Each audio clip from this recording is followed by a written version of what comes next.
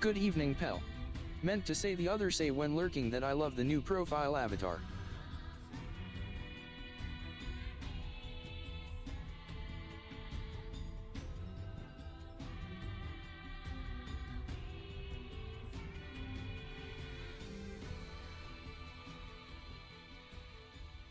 Also, I'm not here for long, have my anniversary this weekend, so we'll be switch off in a bit.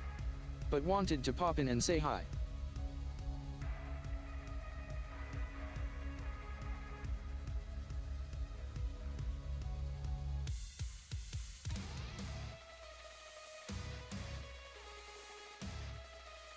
Oh, hey. Oh, M is here. Oh, hey, M. Yeah, thank you for that. For some reason I got bored in the middle of the night, so I just drew that. And yeah, happy anniversary. It's fine if you're not sticking for too long. I would wish you a good weekend. Hey, just let me check everything. Yeah, I think we're good. Okay, so today, just bring up something.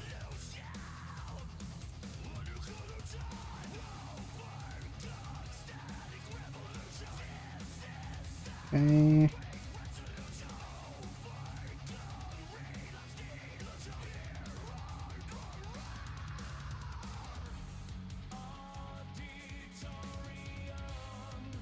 So basically, a couple of days ago, the new Zelda game has leaked, unfortunately for Nintendo.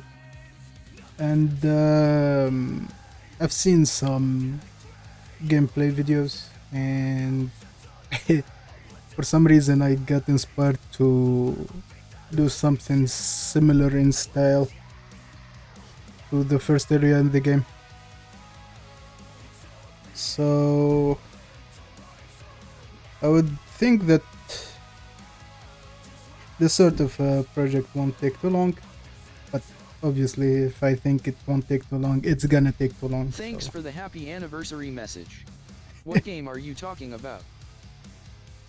Did you play Breath of the Wild?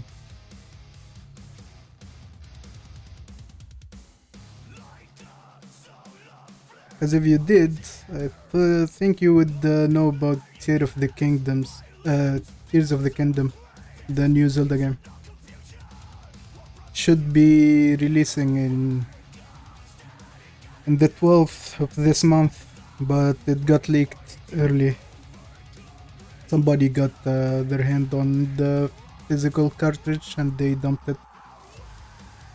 Yeah, it's not a fun time for Nintendo currently, but the game looks great. Oh, I did play some of it. And yeah, I've seen some of the Tears of the Kingdom stuff. Oh yeah, the gameplay is super good. They improved a lot of things, but most of all, they improved the graphics without changing the style of the game, which is kinda kinda impressive, especially for the old hardware of the Switch.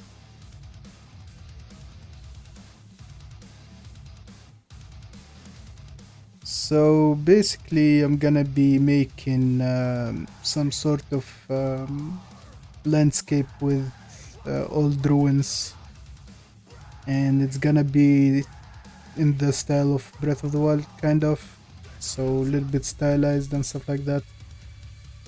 For now, I'm gonna be trying to work on the ruins part, which is gonna be making few rocks and old walls, decrepit walls, and maybe some long cracked stone pillars, something like that. Maybe even an entrance that would lead to a temple, or just a monument in the middle of it or something. For now, I think the best course of action is to make few bricks that I can use to build the other parts of the scene. And it's gonna be convenient because if I do it that way, I can build on top the scene that I'm gonna be doing now. So if I want to make it like a proper game level that you can go through and walk around, it's gonna be easier to do that if I make them made of a combination of bricks. But also, I think it's better to have few parts of the level made separately as a whole thing, like the stone pillars or the monument.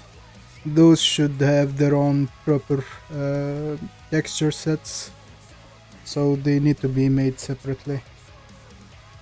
Okay, let's start with some bricks first. So first of all, I'm gonna need the cube.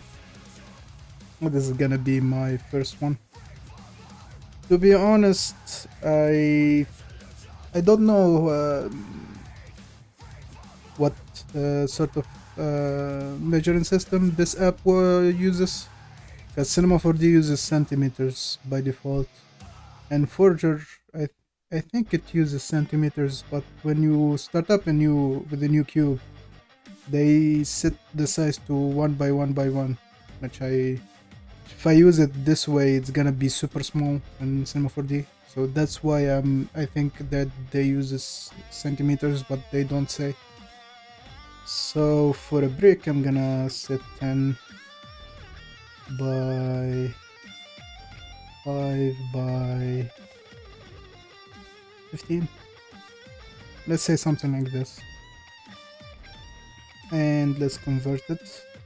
And also let me grab this toolbar and remesh.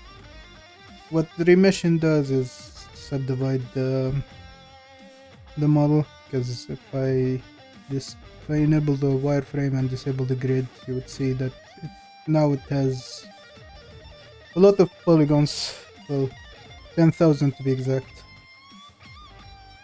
After this, I'm gonna duck this back there, and I'm gonna grab my brushes, and I'm gonna grab the flatten brush, and I'm gonna start oh, first of all, before I start that, I'm gonna duplicate this and keep a copy. Okay, let's keep the original and use the copy itself. This is because I want to have the original block that I'm gonna be making the other bricks from. We're gonna be moving them and varying the size, basically. And also each one is gonna have its own set of decay. So it's gonna be scratch less or more and have more damage on the edges depending on which rock it is. So I'm gonna disable the wireframe because I don't need it. Also, let me check something. I think it uses the default material, which is half. Yeah, okay. The only thing that I know. Oh, okay. I think I know what to do. I want the background to be way darker than usual, than the default, so I can focus on the brick itself. Also, I'm gonna set the camera to 50 degrees. And this should be good enough for me to start working on the bricks. So basically what I'm gonna be doing here is to just a sec. Check something. Yeah, the fluff is it's harsh. Okay. Not the issue that I just need to zoom back down. So basically I'm gonna just chip away on the edges in some places. Just need to have a start shape that I can start from.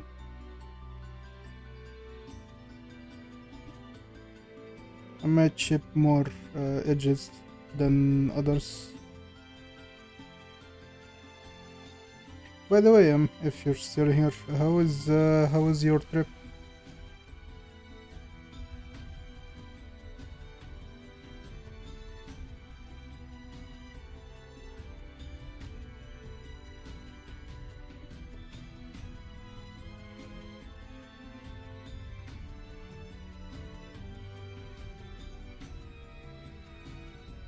Okay. Don't have to chip every part of the rock. It was good, thanks. Just really tiring. Oh yeah. I would think the trip wasn't for wasn't for fun, because I think you said it was for work or something similar. Like super long work days. Oh yeah. I still need some sleep, I think, haha. Yeah, sleep deprivation. That's a typical thing after long trips.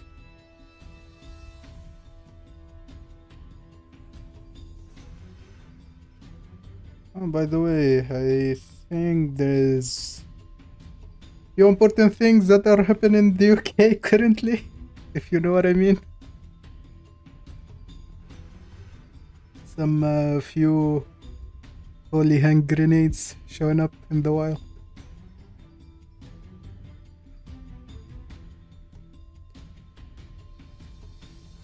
Okay. Let me check if I want to add something. Let's say this is one typical Oh yeah, brick. I'm not watching, haha. I am only watching for the holy hand grenade. That's all. That's all I wanted to see. Having a new king isn't exciting for me because basically I'm not British, but yeah. Okay, I think I'm gonna leave it here.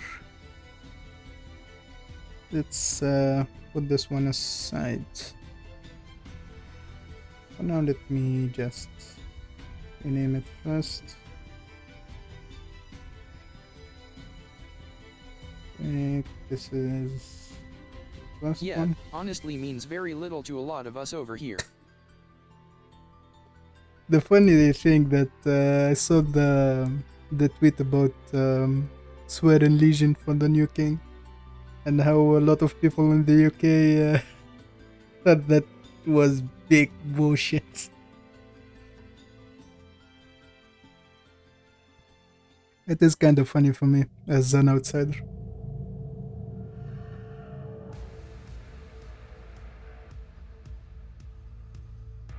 Okay, let's treat this one quite differently. This one is gonna be super damaged, so let me just do my hardest to damage this corner first. Something like this, maybe add a little bit more there. Yeah, haha, a lot of us couldn't care less. But it's still kinda interesting to have like some sort of royalty in 2023. It's like watching something out of Harry Potter or something. Especially the kind of colors of robes and furniture that they have in the royal palace.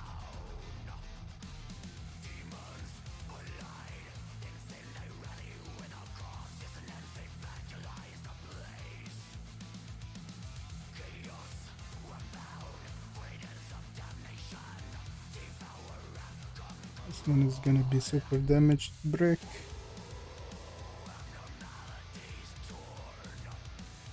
It's gonna be fun to play around with later. And that's enough of that brick corner.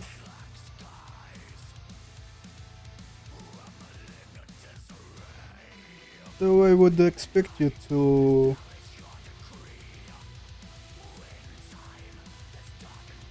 have your schedule this Sunday, as always, or are you planning to take some time off?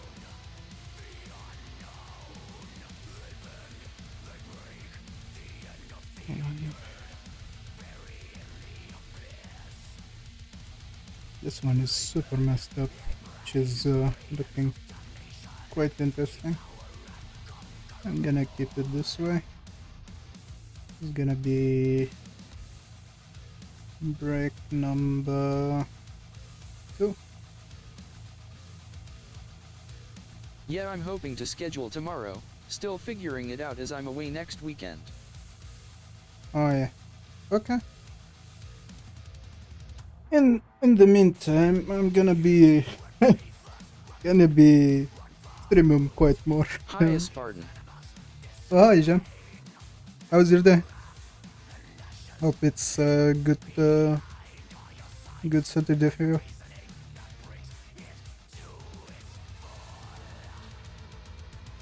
And let's duplicate this again.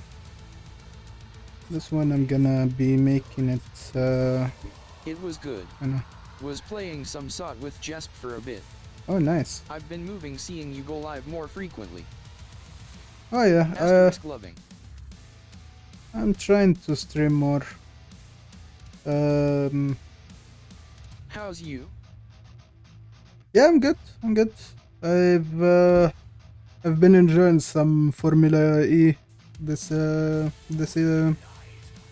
afternoon. They had the race in Monaco. Yeah, it was interesting.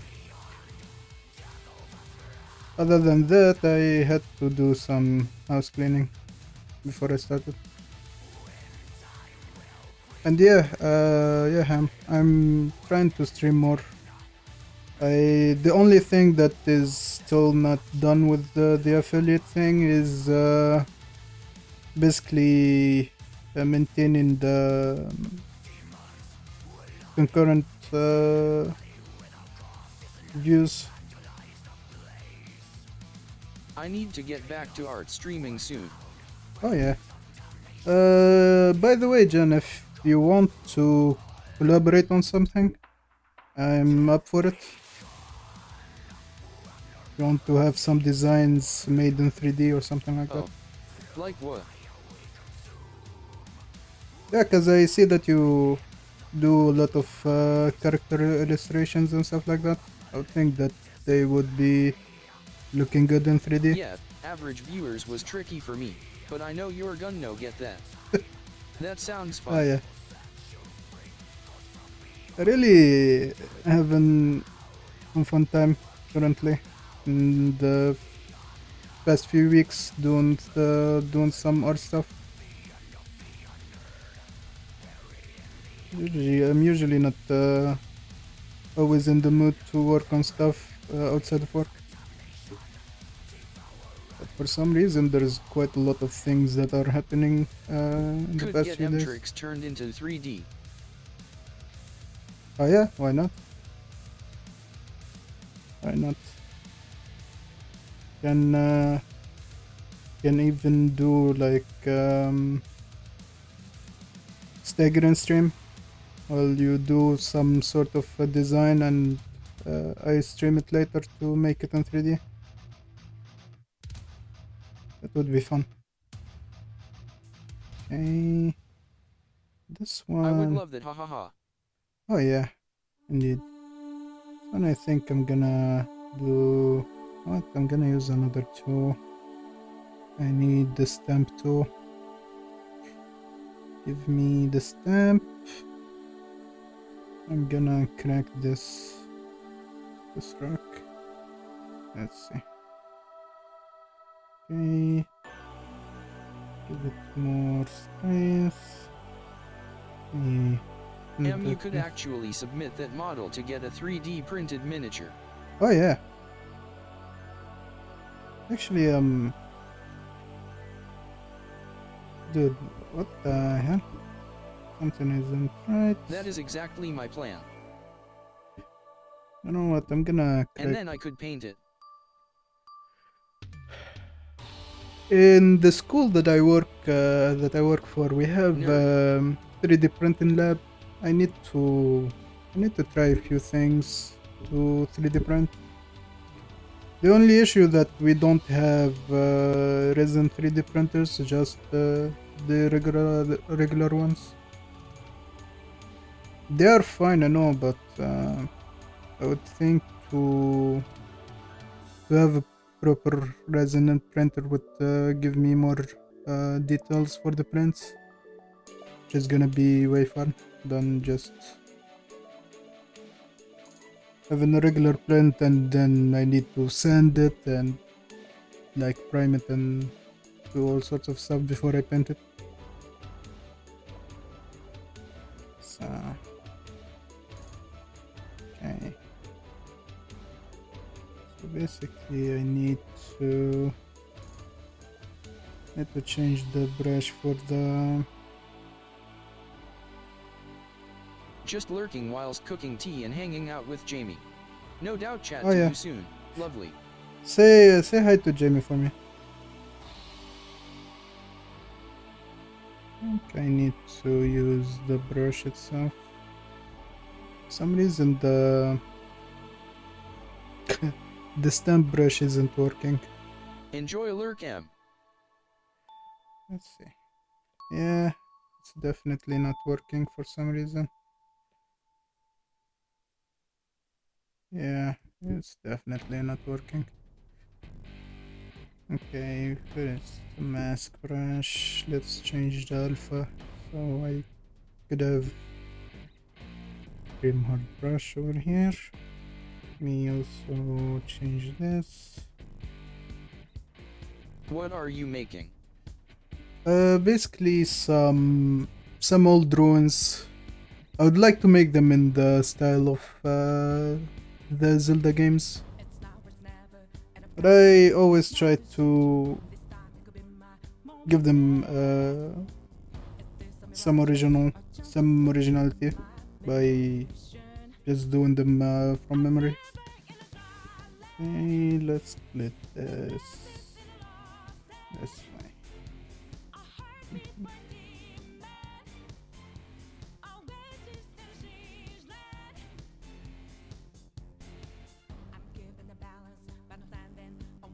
Okay. Good thing about using the masks for this is I can just draw whatever I want. The issue is you don't always have the greatest results.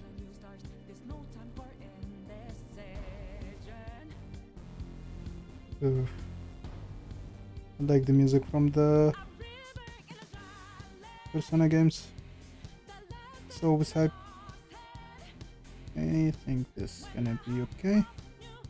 Now I just cover this and grab the transform.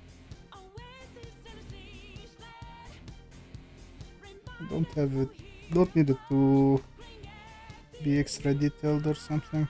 Just need it to give me enough geometry to work with.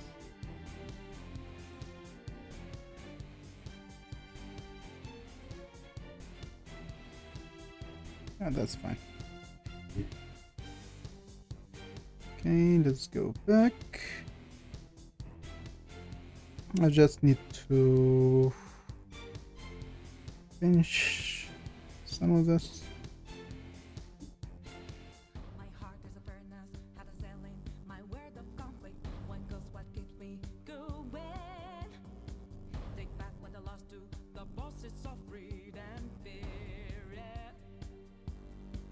Okay, not that much, just enough. Okay, that is manageable. I just need to remesh this. Now let's I'm gonna use the crease brush. Gonna give this a little bit more depth.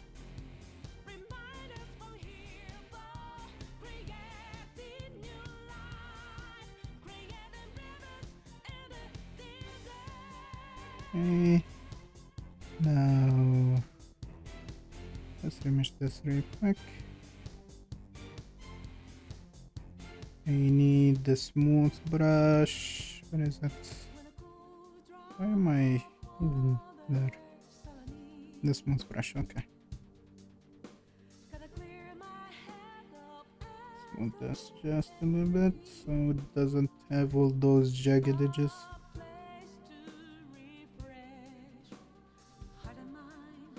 Okay. Now let's get the polish brush and let's do some work on this.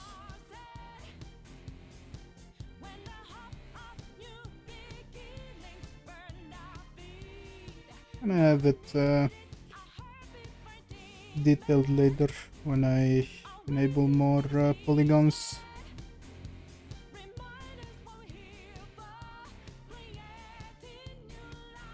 Just need to give it some hard edges in a few places.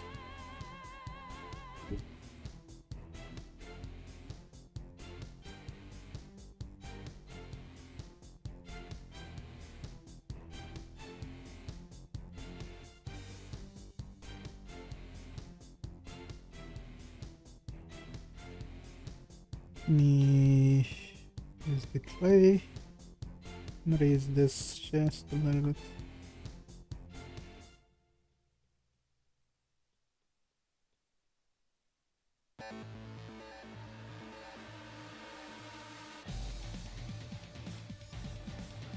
Polish brush.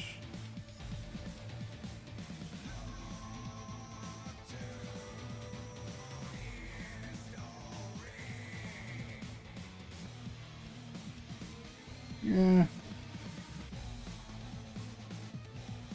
Okay.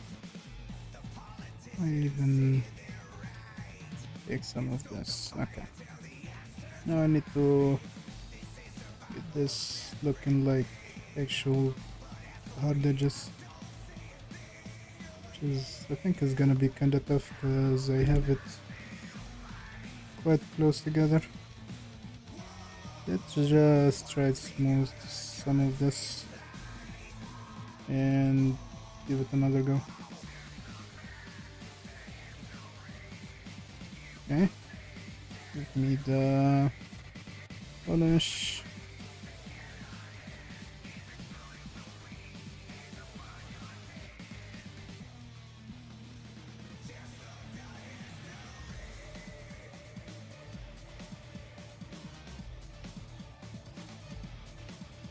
Yeah, this is gonna need some massage because I'm still working with way too low of resolution model. Okay. It's gonna be super curved. This won't look like much now, but it's gonna look good in few minutes. I would think that I would need to move a few parts. Let me make this.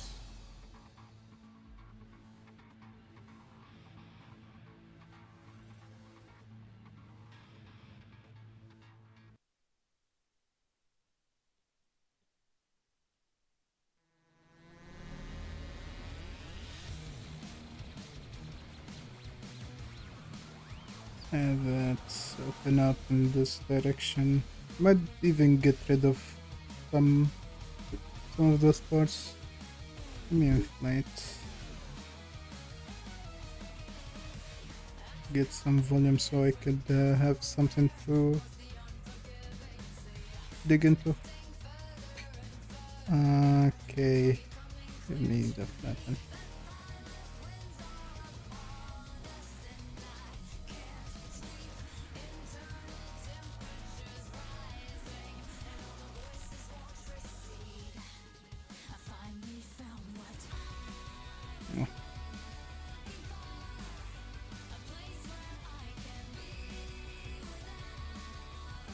It's kind of a super deep groove. This part might be covered later, but it's kind of fine right now. I'll leave it that way.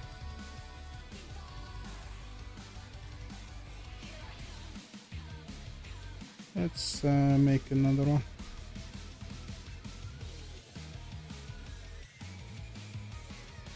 This is gonna be the third one.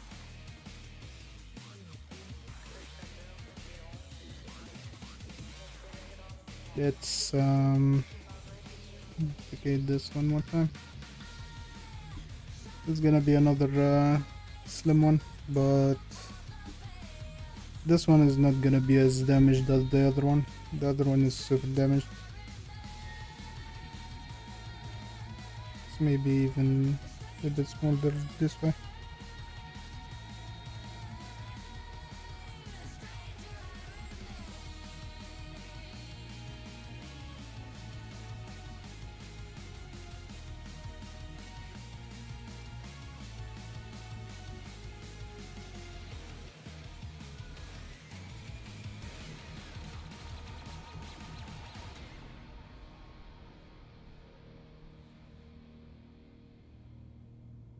Maybe even on this edge a little bit more.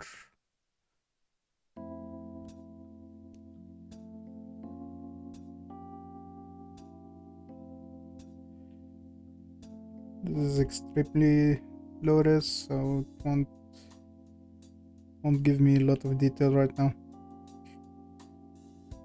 So I need to make sure to go back to each one of those bricks and focus on some parts. Might even do this for this one. Get some chunk off. Something like this. Okay, I'm gonna be hidden masked, then gonna delete that, and then I'm gonna remesh. Not the cleanest, but it's fine. Gonna flatten some of that and some of that. Mesh, even some of this, and then I'm gonna make a copy of this real quick. Okay, 8, and then I'm gonna take this. Look, cooperate, please. I'm gonna flip it this way. This, scale it down a bit, and then I'm gonna combine this one and this one. Yes, and then I'm gonna remesh those two so it merges them into one single block. Then I need to do just a little bit of cleanup some places.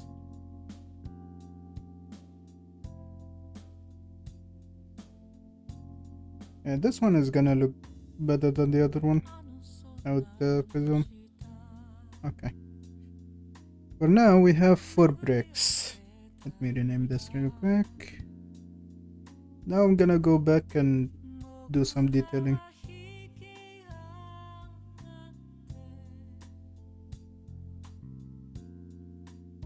Okay. Gonna hide that one. Go back to the first one. This one is 10,000 polygons. 10,000 polygons isn't that much, so I need to increase it. I'm gonna go for 125. Let's remesh again. Gonna bring it up to 40,000. No, I would even go higher than this. I'm gonna go straight to 180. It's not gonna give me more than 100,000, I think. Yeah, 180,000. This is quite a high resolution that I can work with, so I'm gonna change the shading just so I can see how the edges would actually catch the light. Now I'm gonna use the polish brush, because the polish brush gonna make things more straight, like this. I'm gonna go around and just chip off pieces.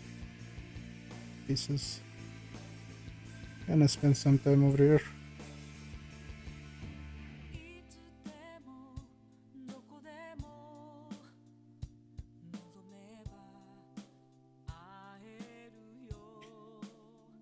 This process is gonna be slow because I would need some time to figure out how much damage I want to introduce, because most of it's gonna be hidden, because the texture is gonna be minimal, especially that I'm looking for stylized look. Because if I was to make more realistic rocks, I would spend way too much time on them and do more damage.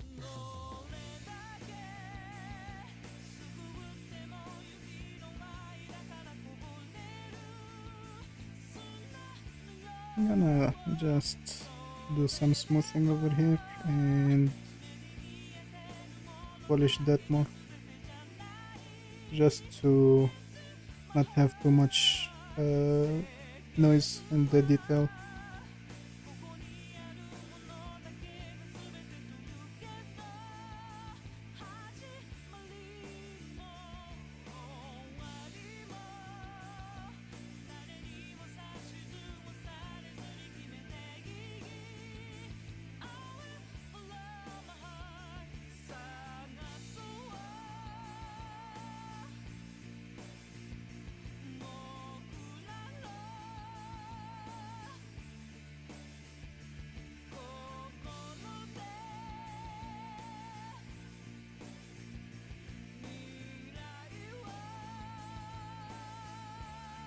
Use the flatten brush over here so I don't mess around a lot with the detail. So I'm gonna clean this up. That's quite good. Okay, that's fine. Give me the polish. Just push that just a little bit.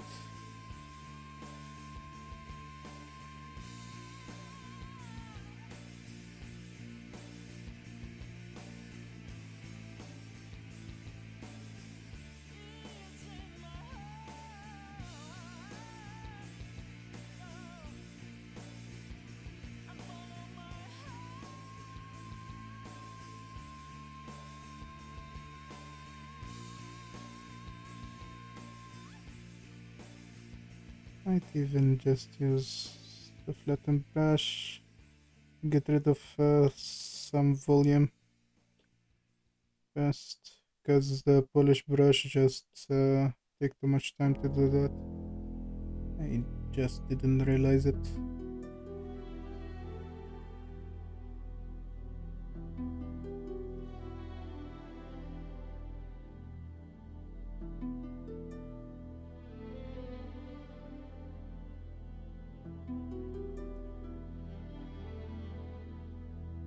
Okay.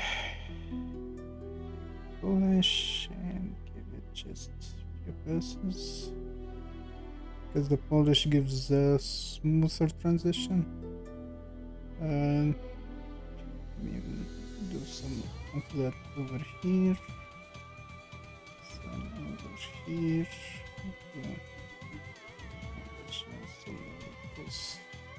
You know what? Let me use something else.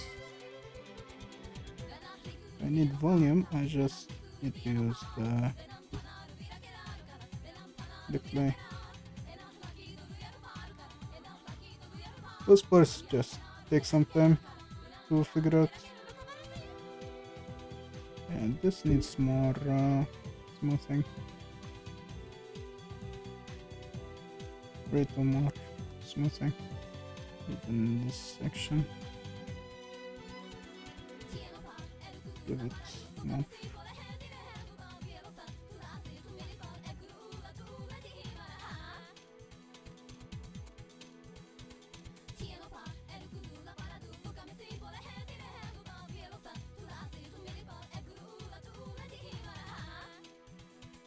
Hey, this is looking better than earlier.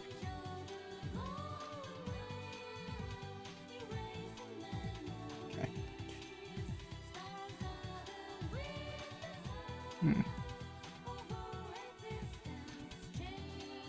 I always forget that I can just pick up the tablet itself instead of turning my head around.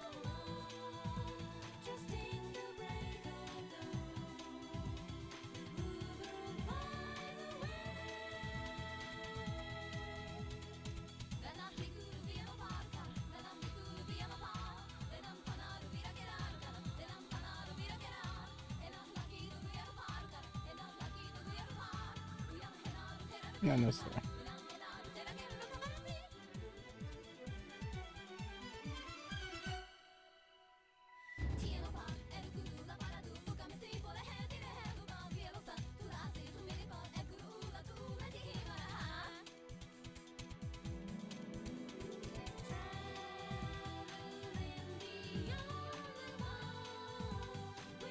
Love this song. One of my favorites.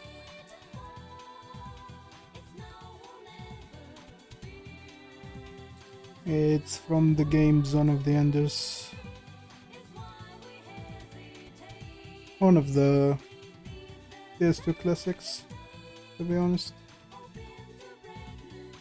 It got released on other systems later on as an HD collection, but it's still one of the PS2 classics that I enjoyed back in the day. Oh, by the way, there is an Armored Core game that's gonna be released, made by From Software. For some for some reason, Bandai just chose a studio that I don't know that if they worked on mecha games before. But it's gonna be interesting to see what they do with that game. Because Armored Core is fittingly it's a hardcore mecha game.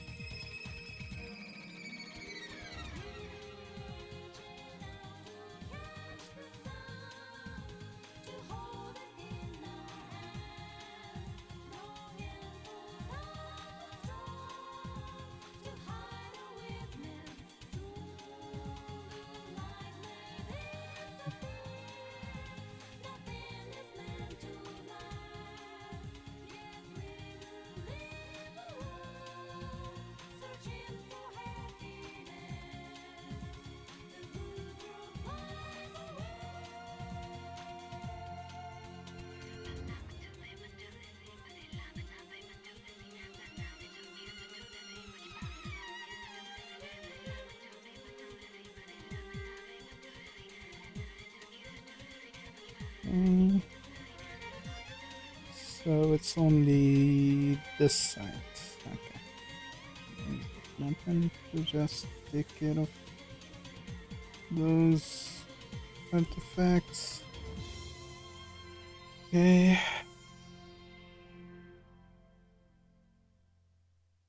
Need to increase the brightness just a little bit.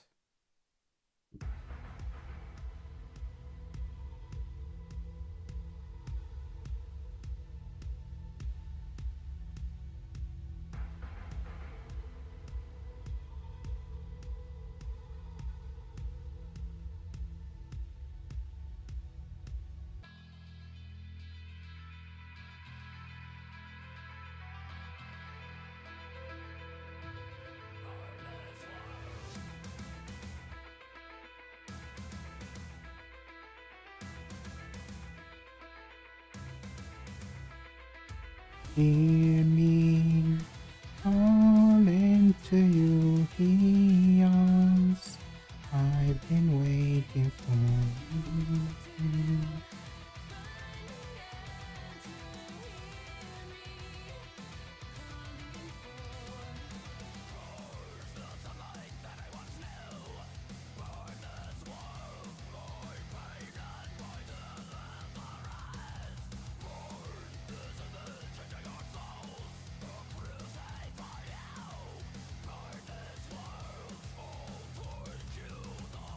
Yeah, I think this is good enough. I might even just use this brush over here to do some kind of detail.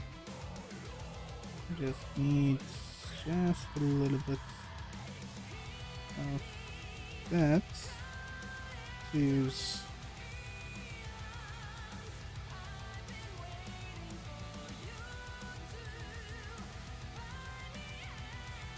Surface detail. Even just move it just a little bit, then go again.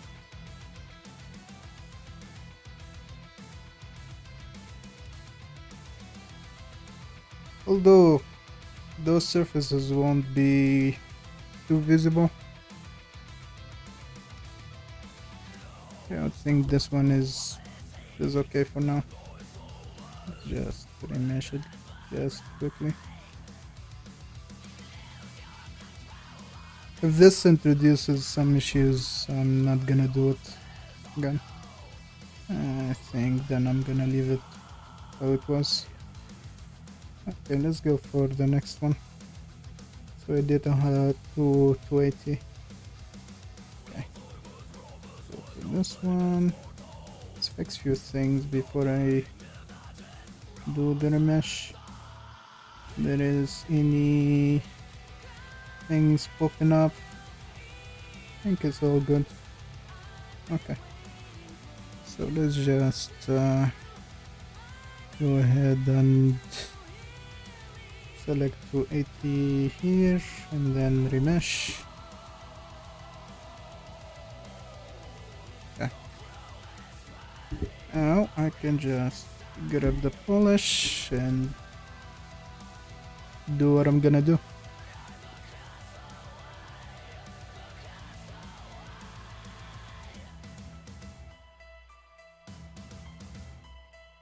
Not gonna spend as much time as on this as the first one, just because the first one I figured out how I'm gonna do the edge damage. So for this one I'm gonna do just something similar to the first brick.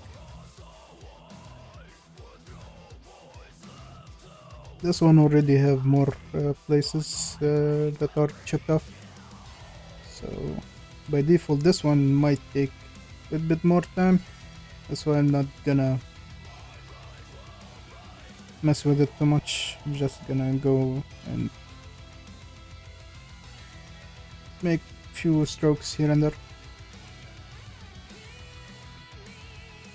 Yep, not in that direction, cause not gonna look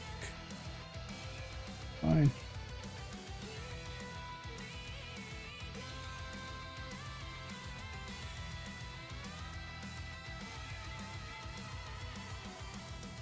Yeah, I think I'm gonna do some smoothing over here just to make it easier for me. Because polishing straight rough edges like that gonna be a nightmare.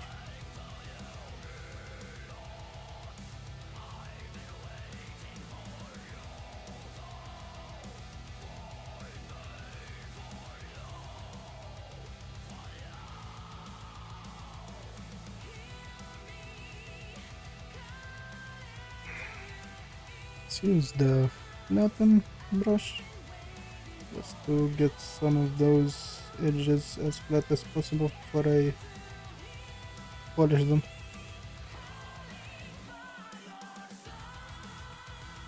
Yeah, much better. With the polish, gonna just kind of smooth in between those strokes. Something like that.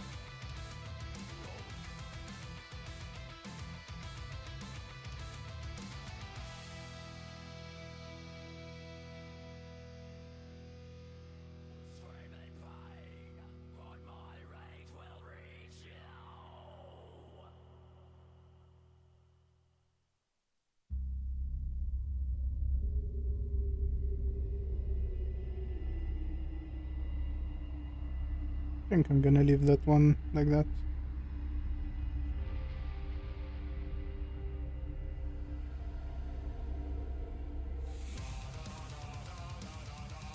Okay.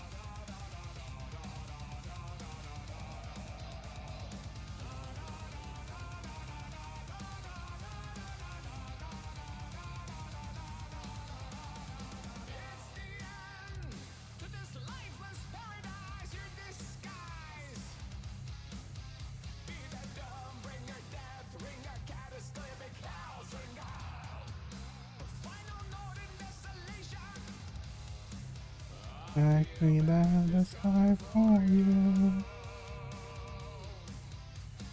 Beautiful.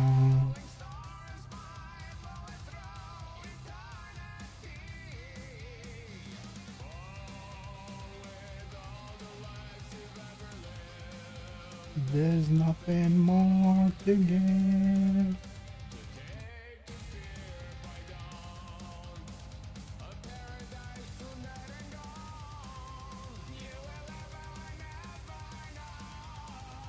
I live my life for you.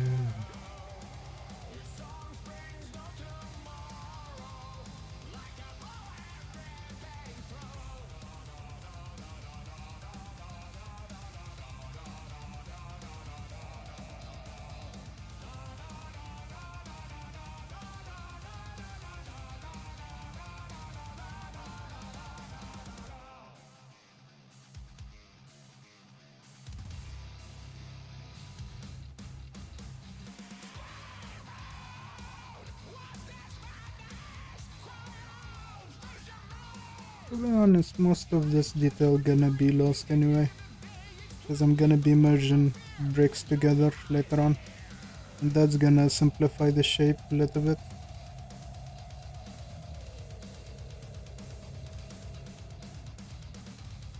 So does it pretty much matter that much if I make too much detail? Even more than I need. Also, this is all experimental, to be honest.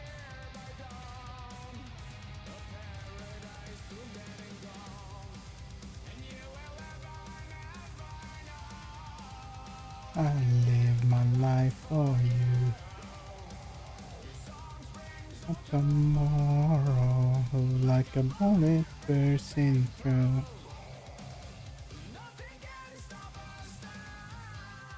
Will never cease to be.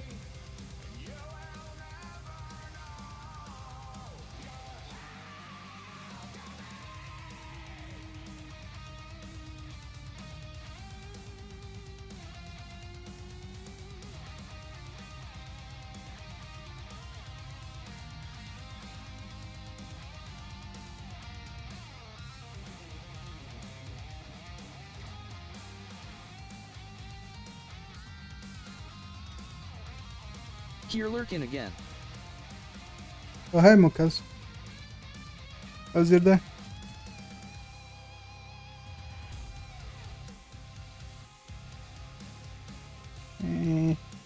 Yes. Been a rough one, not well. Really? That sucks.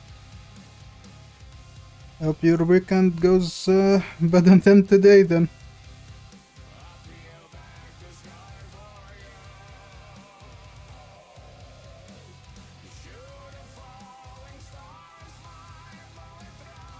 To be honest, a lot of people these days having quite a rough time.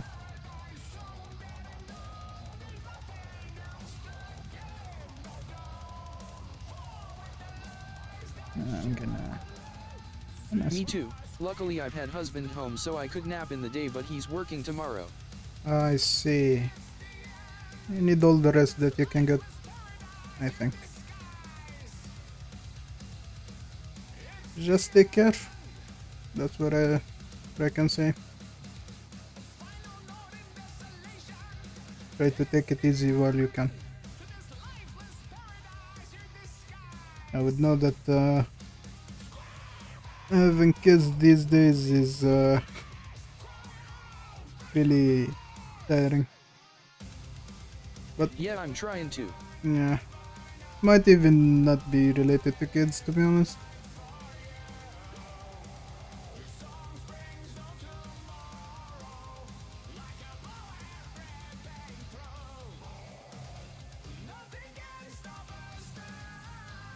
Will never cease to be.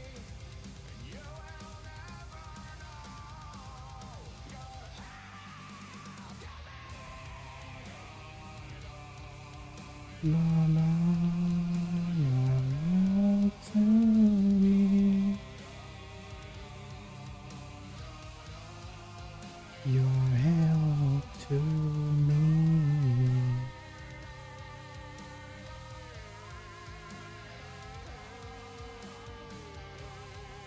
Dude, this music slaps. Super good.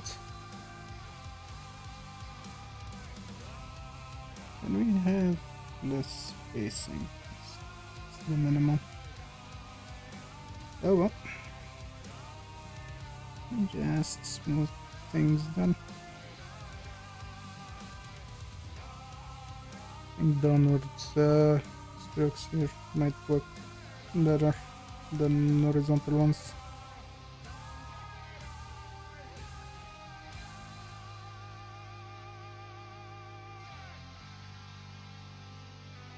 Yeah, something like this would work.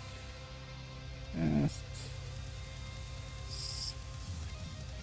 stagger in few vertical strokes with some more horizontal ones. Yeah, this would result in a better result. So results. This corner isn't looking too good.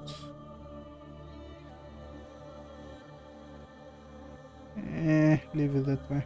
It's fine.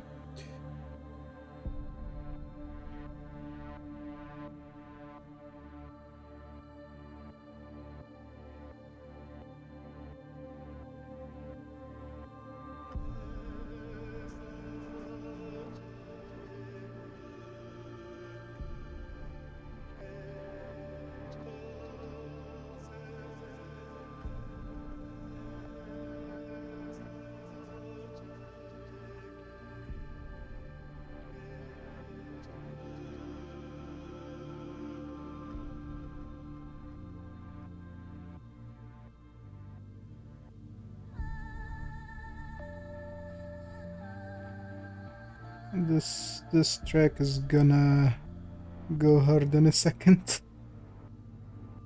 I know it.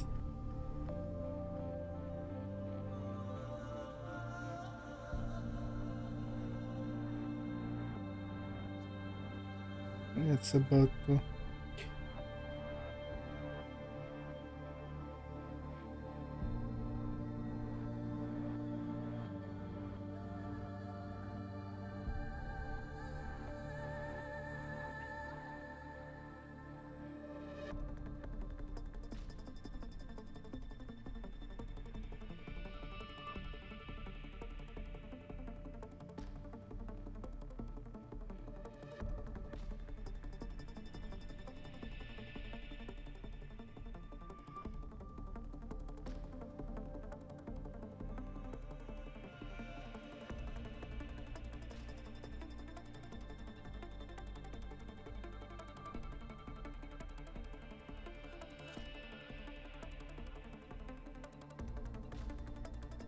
One single edge remaining, I think.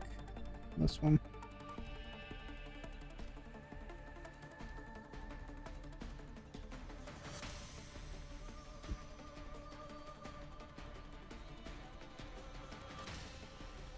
Okay. As I said, those rocks is gonna get more simplified later when I combine more than one.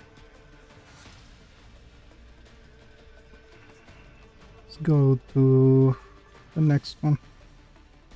This one is gonna be tough one. You know what? For now, let me just add polygons, then I'm gonna worry about it.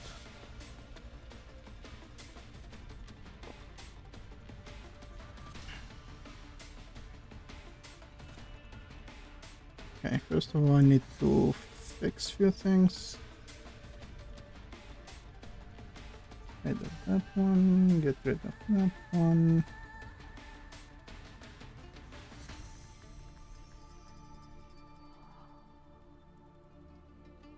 Okay. This one, and this one. And that's good enough.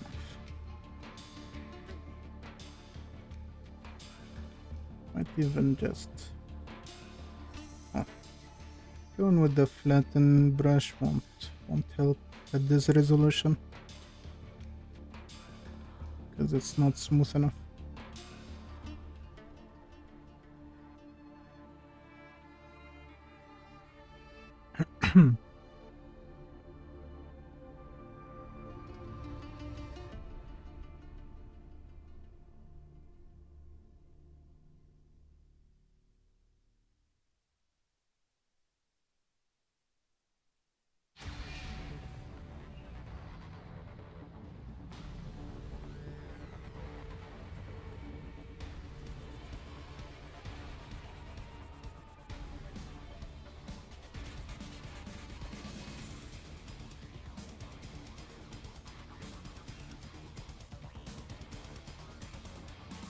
Yeah, that's fine.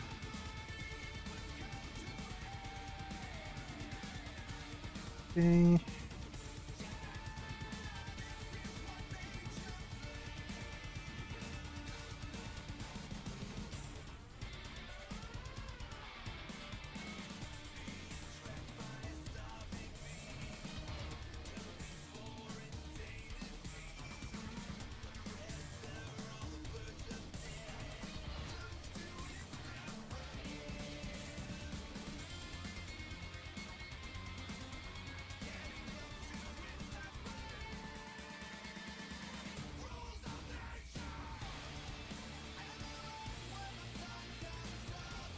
The music from Revengeance is hype. Pure hype. Funny enough that the fans of Metal Gear bashed this game when it came out so hard, and now it's one of the mass favorite.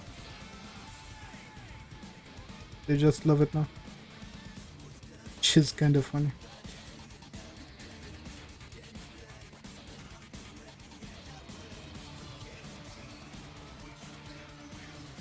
Game should can be nonsensical, and yet it's gonna be super good, especially when the game just talks about memes all day, unironically.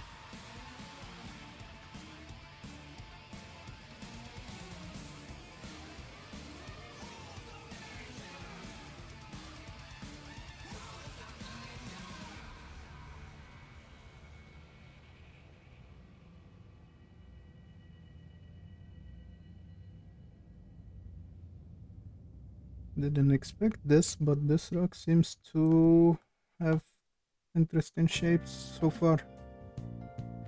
More than I even thought. First time. First time to everything. Okay. Keep that way. Let me just take care of the main edges.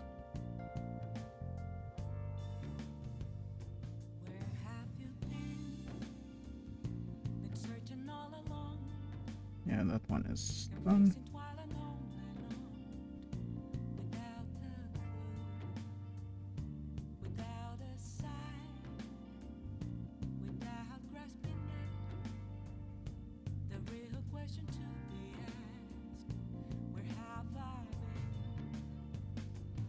I'm a shapeshifter, masquerade.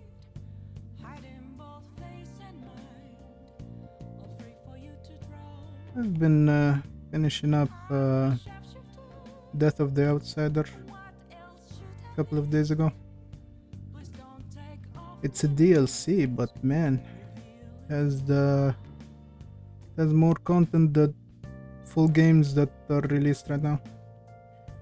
is funny state what we have right now,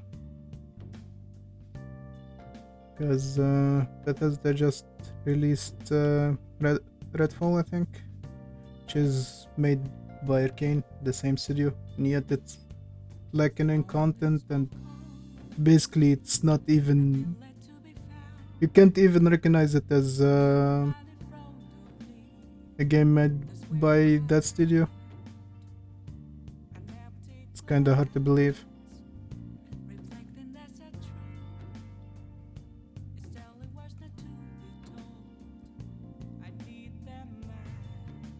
Alright, I'm gonna be going bold with this. I'm gonna just use the big brush just to get things done quickly.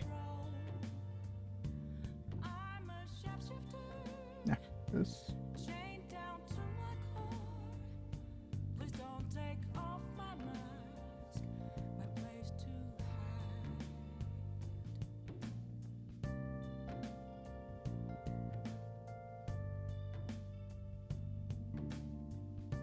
And just more geometry over here. Fill sort of this.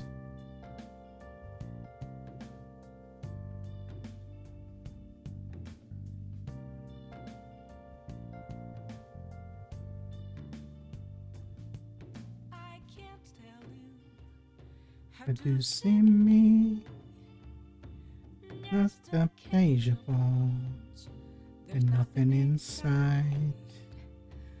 Will it always be? Yeah, this isn't working that much with that brush, so I think I'm gonna have to go with this one.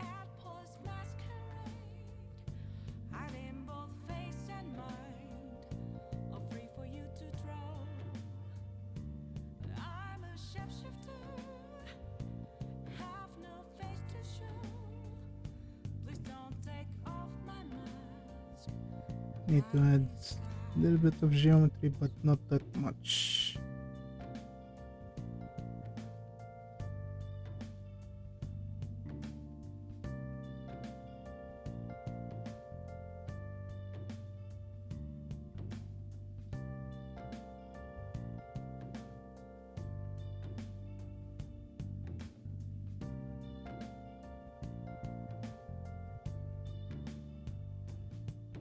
I can't tell you, but you see me as a cage upon nothing inside.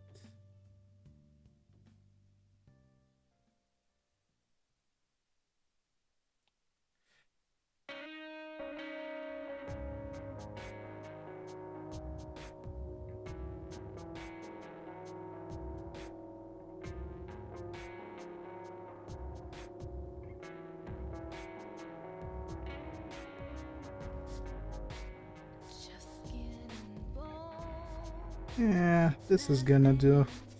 But you know what? I think I know how to fix that part, because I really messed up with that. Just grab a duplicate of this. Let me just increase the size. This way. Also should fill some of that crack, but I don't want it to fill it all. Just want it to fill a tiny bit of it.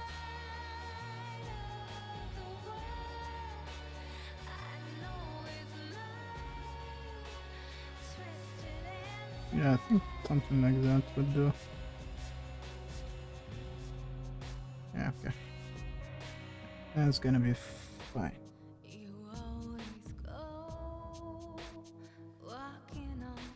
Okay, I think that this would do just fine. Might even just remesh really quick. I know. Let's do this.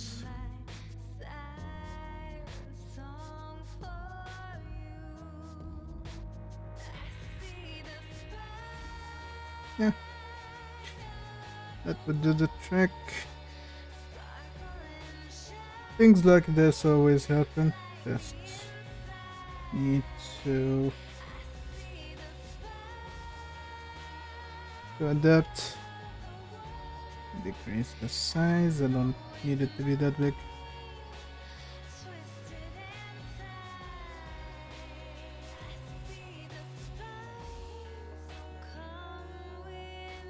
I need to finish playing Transistor.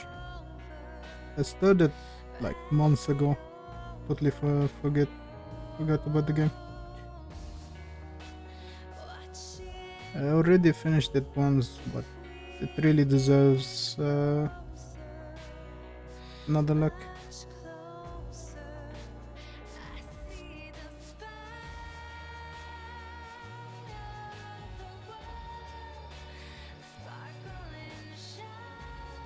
This rock gonna have a lot of detail for sure. A crazy amount of detail. And that's fine.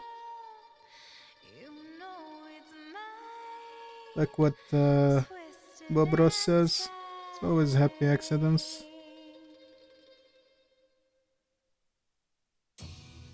And I figure out what to do with it later.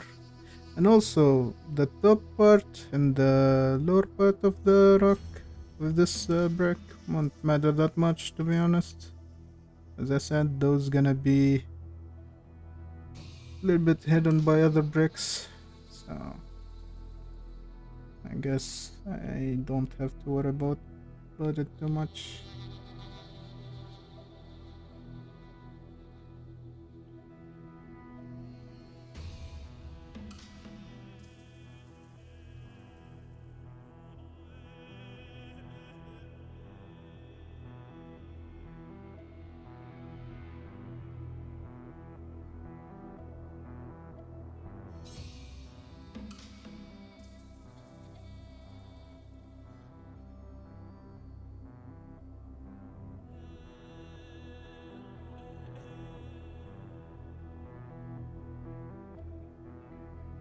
Yeah, some parts of this gonna have to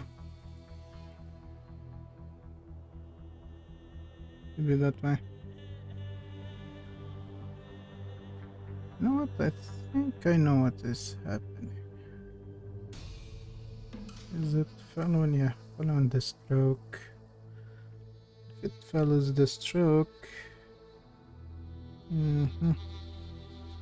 yeah, that sucks. That sucks.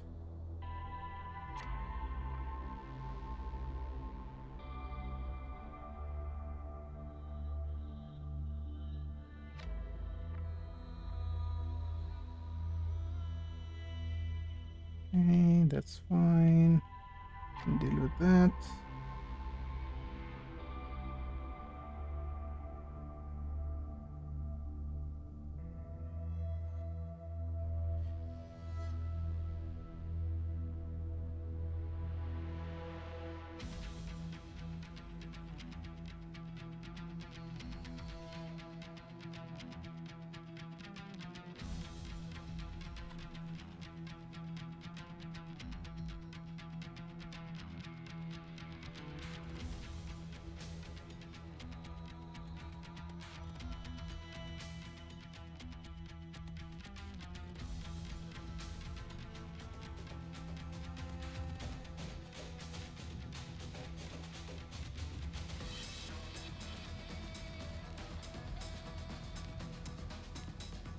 Okay.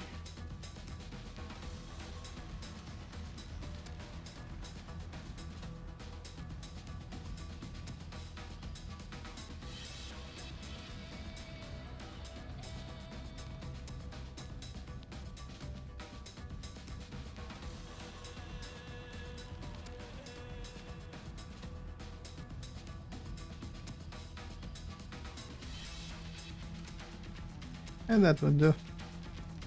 That would definitely do. Just need to do another image, I think. Yeah.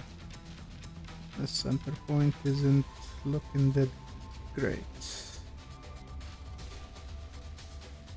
I need to connect this to this, like this. No. That would definitely do.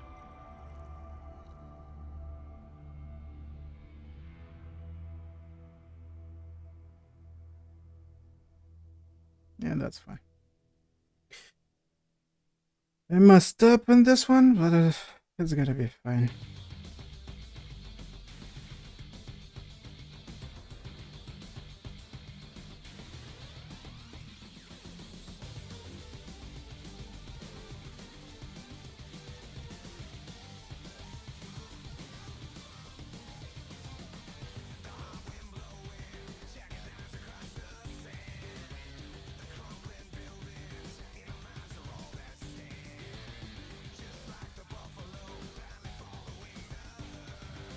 Like any geometry that is popping up too much. Those beforehand, so when I start to work on the detail, it won't be so bad.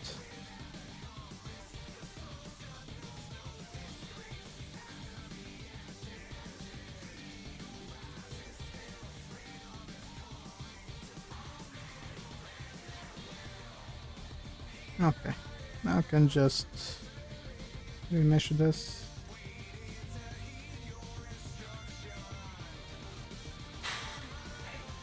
It's already getting hot.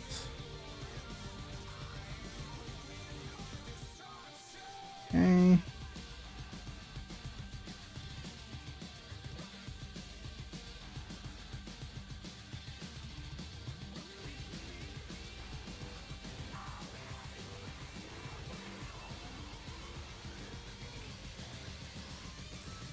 Can I just go ahead and deal with the sides first?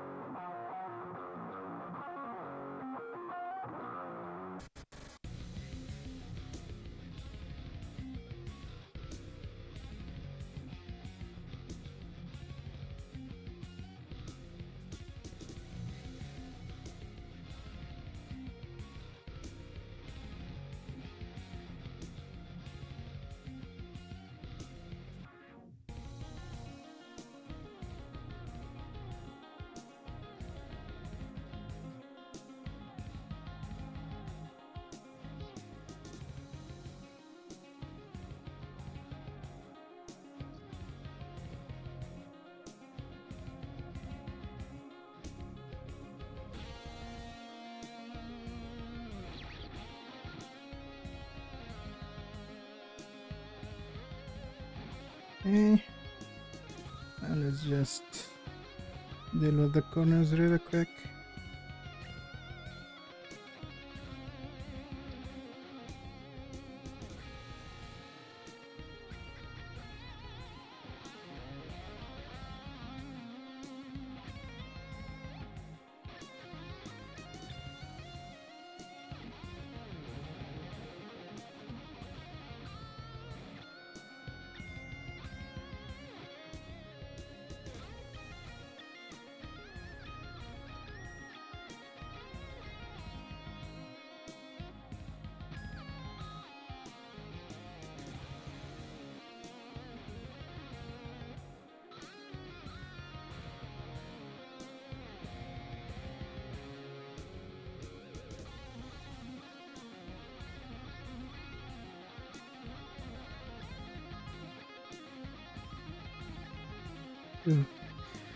There is some messed up places that I didn't see. I need to deal with those. Oh yeah. This area certainly needs some fixing.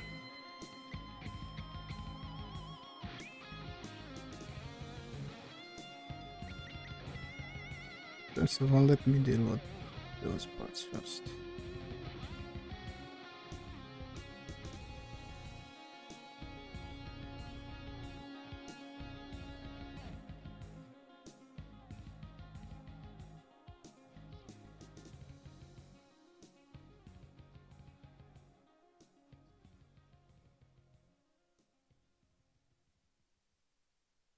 Okay, so to fill those up, I'm gonna just use that.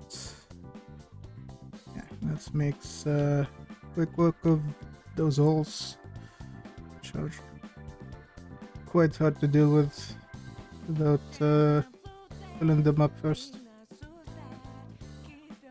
It's like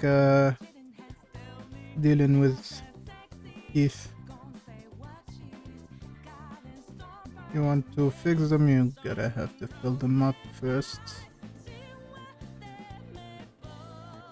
We said that working on 3D is kinda doing dental work.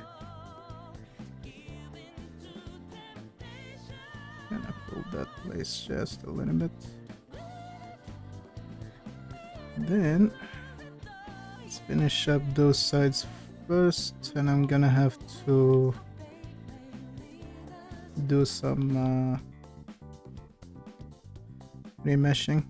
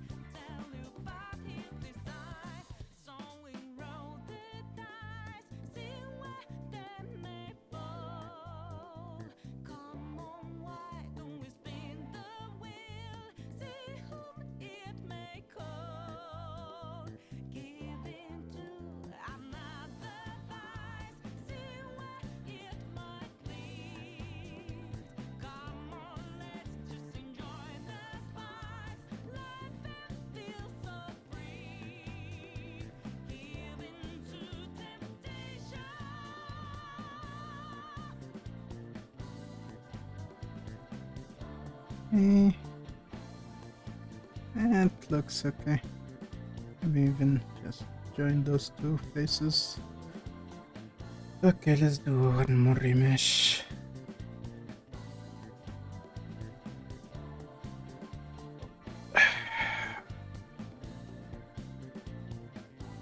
I need to take care of my back more. You know what? Let me just drop my seat a little bit and lean back. Okay, this is good enough. Let's focus back on the mesh. Let's save this.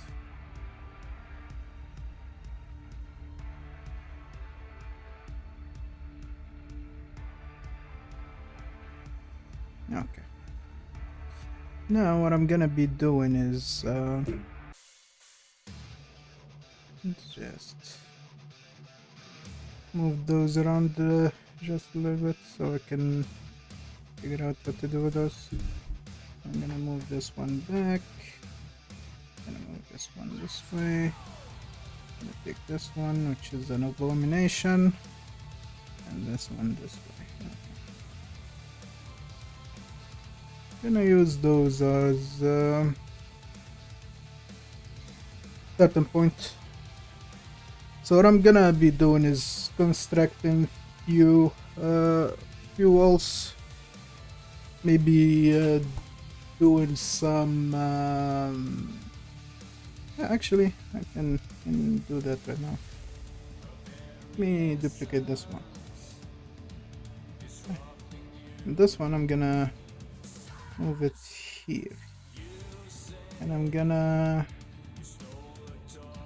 like look at it from this angle. Gonna take my go with this.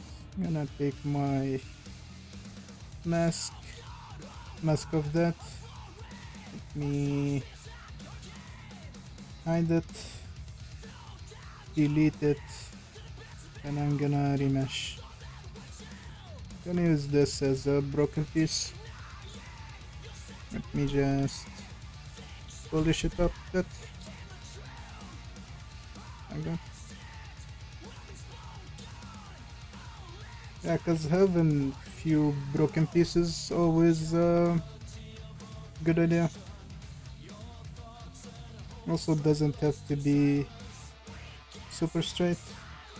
Need to be just a little bit jagged on some edges to be more a little bit more believable, even if it's not as realistic. To have just a little bit of variation like that. Might even take this one, duplicate this. I'm gonna move it to this corner over here. This one I'm gonna have it broken in out of a different way. Gonna this one. Let me select the polish. Gonna have it broken this way. For this one I'm gonna do something different. I'm gonna split masked and have them in separate models. And just this. Need to center the selection. And then I need to bake the transform, so that's gonna be the center point of this object. Gonna move it over here. Gonna do the same to this one, center selection.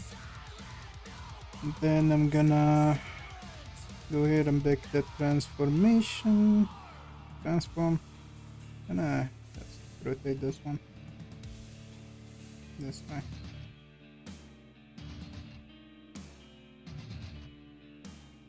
Maybe even flipping this one this way.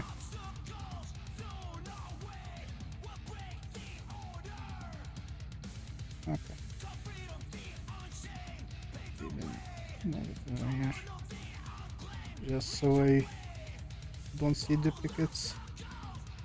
Now I'm gonna check first. Yeah. 250 should be good. I'm gonna mesh this one.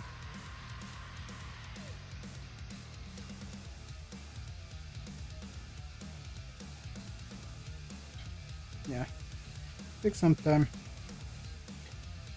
This one needs needs some love. Let me just grab this first. Let me isolate it. So let's just hide all those. Now let's fix this one. First of all, I need to add some geometry, so I'm gonna be using this tool to add some volume, like that. Maybe even remove some from here.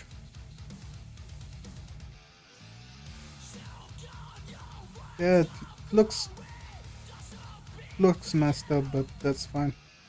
Just need to fix that and do a remesh. Usually remesh always fixes those sorts of problem. Now I need some overkill smoothing, like this. And I need it to be overkill because I need to get rid of a lot of stuff. Maybe even doing this in some parts. No. And just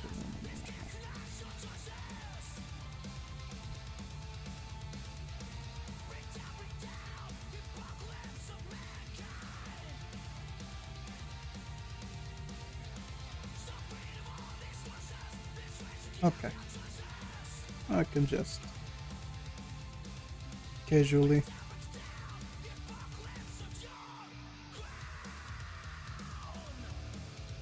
start chipping away and add in some detail and chipping more away.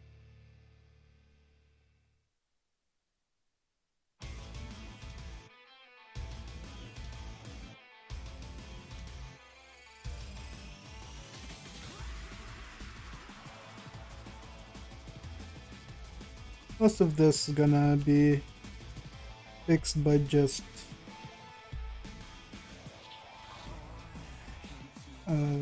remeshing. Just need to let's use the flattened brush because that takes off a lot of geometry really quick.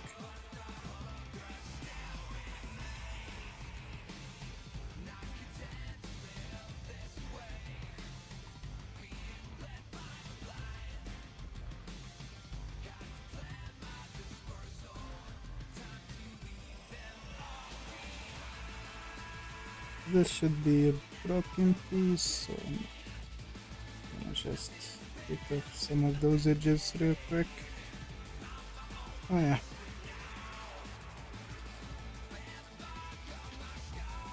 Nah, that's a bit too much.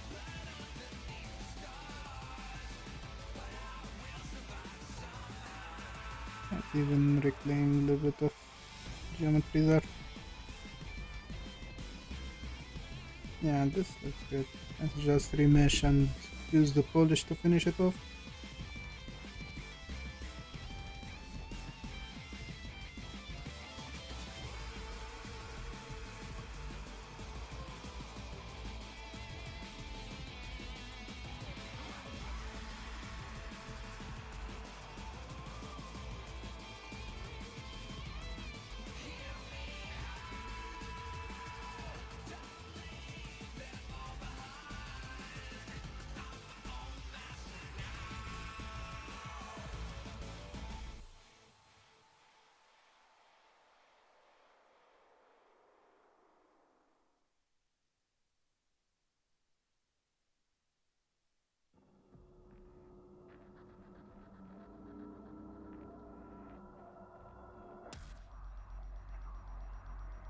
Do music. Nice.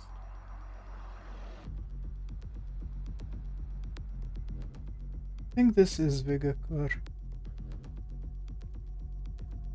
No? It's the BFG track.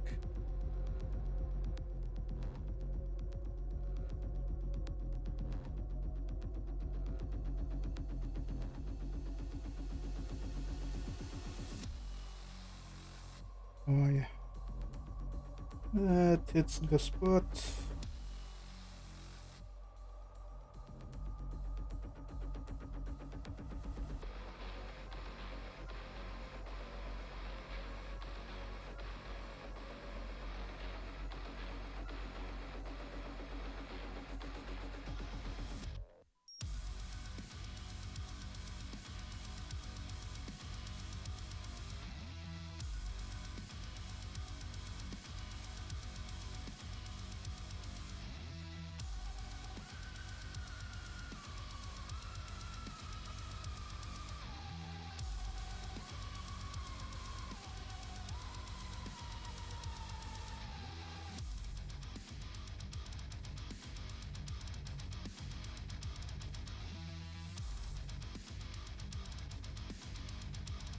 Hmm.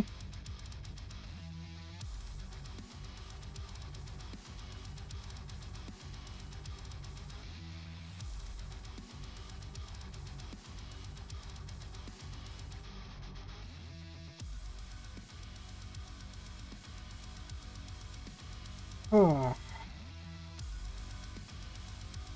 As I said, this is gonna take way too much time.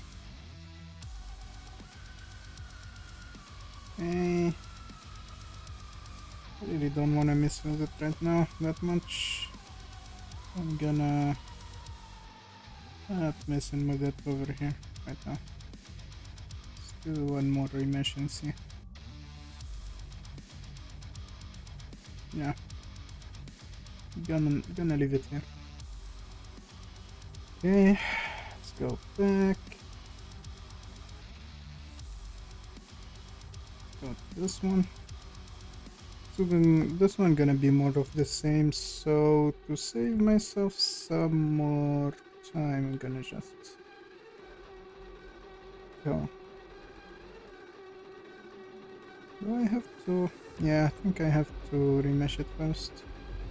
Oh, dude, totally forgot. Wait a second. Yeah, that's the original. A second. Okay. Okay. Why didn't it? Okay. Now it closed the hole. I need to change this. Okay. Finish that.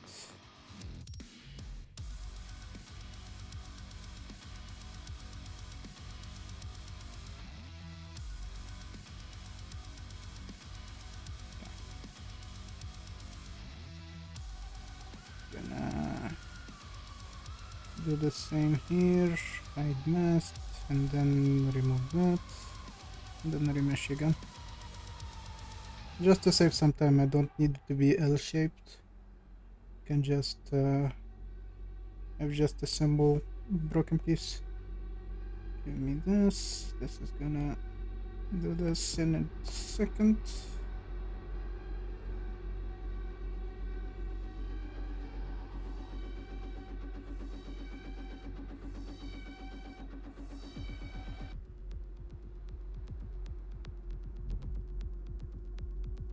Okay, might even just preserve some of that edge over here.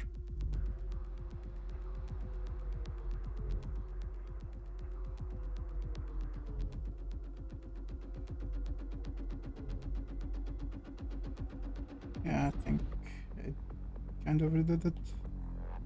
Just need some geometry taking off of that section.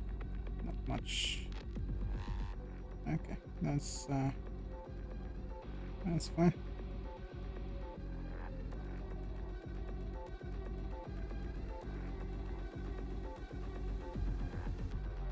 Okay, that should do.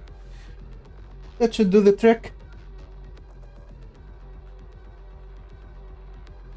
What time is it? Yeah, it's 9.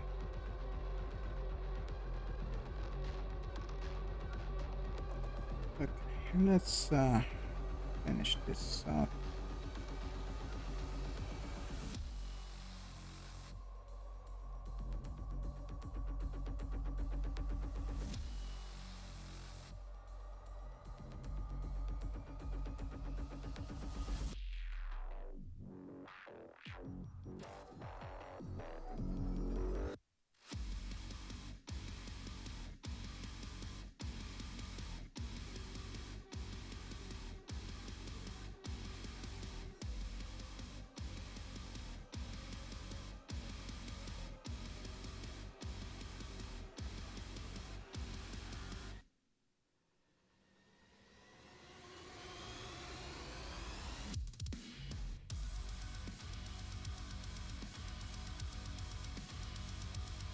Yeah, alright.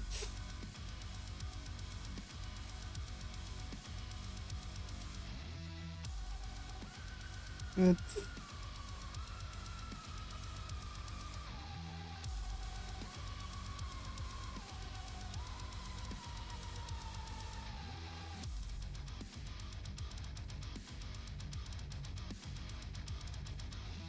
Just a little bit of fixing this way and they should be done.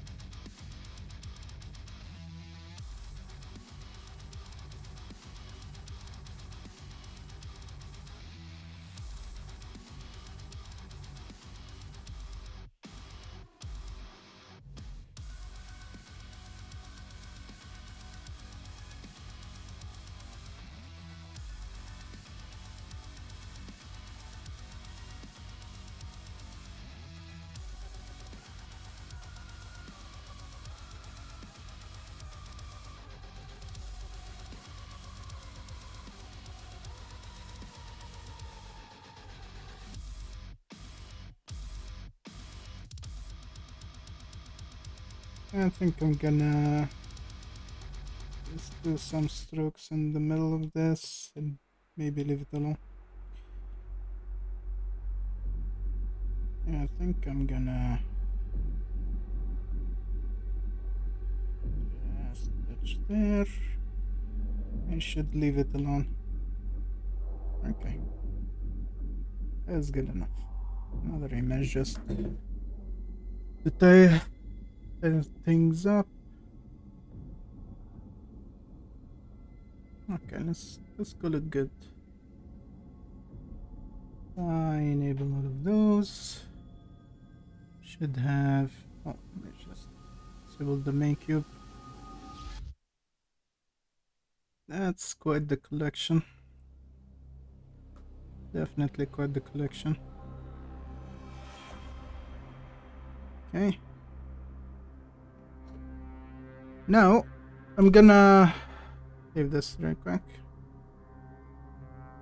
I'm gonna try and use those as basically starting point to make the walls. So I'm gonna export those to cinema and finish working there for tonight. So to do so, let's just make sure this is the.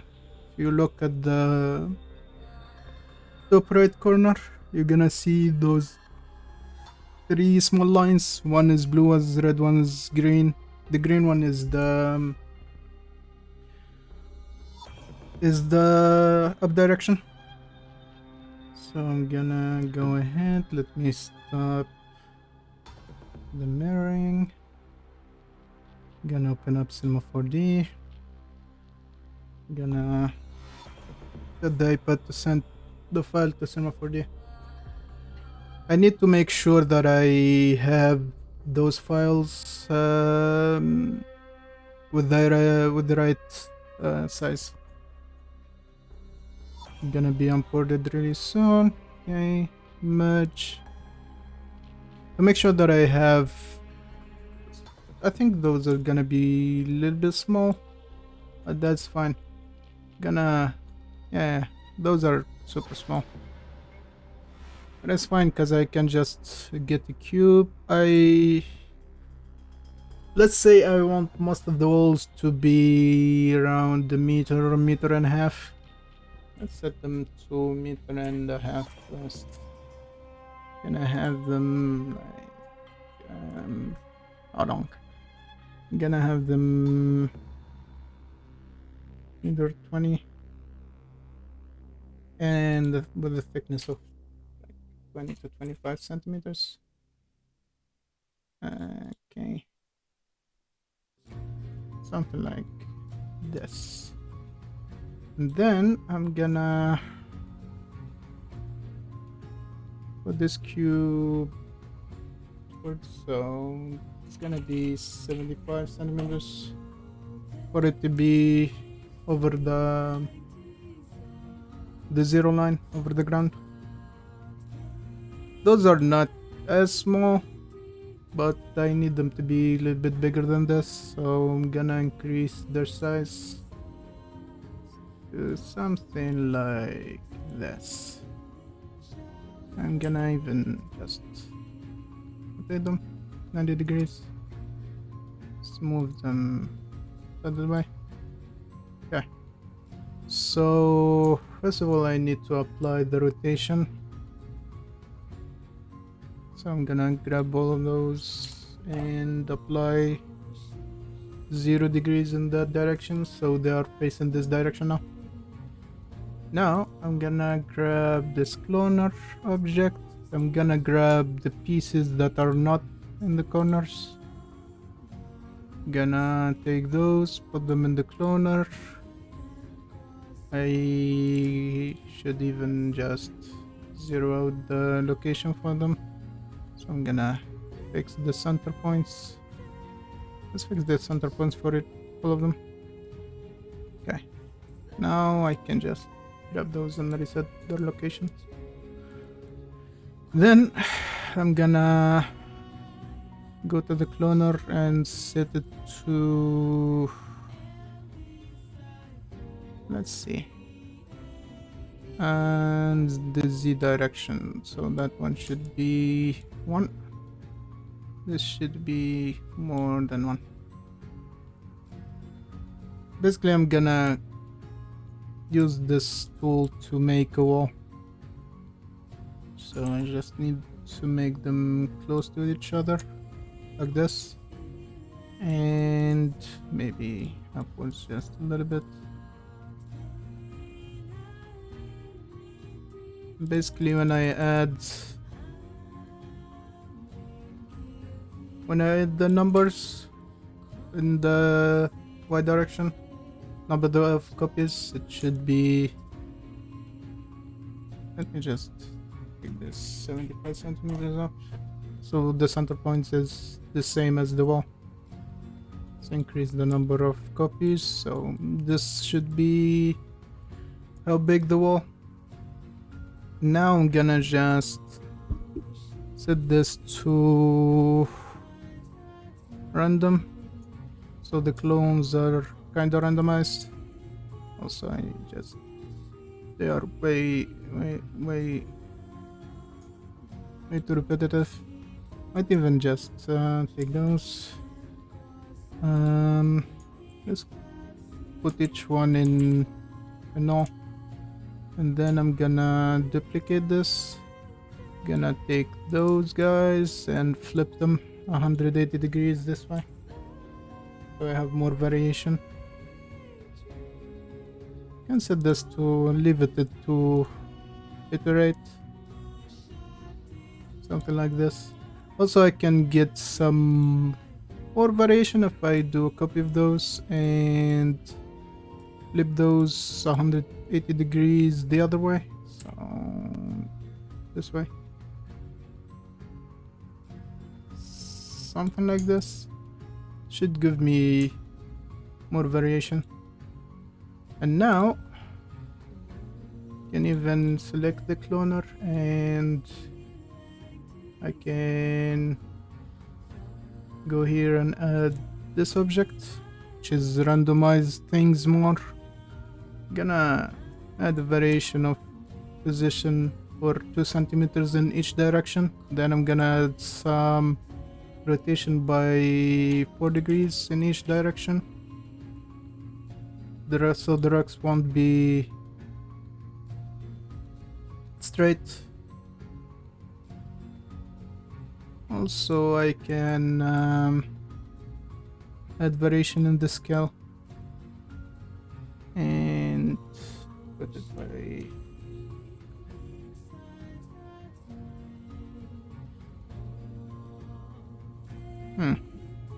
can even leave it that way. I think this should be good. Okay, leave that 2 centimeters.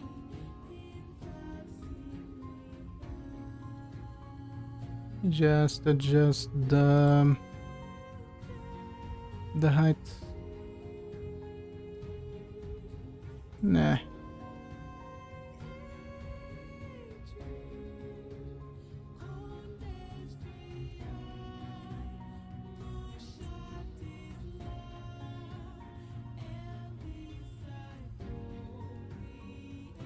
Are not as uniform as I want them to be, so let's get rid of the rotation in this axis. No, not that one. I think this one. Yeah. That would keep them straight. Also, I think without the scale they should be fine.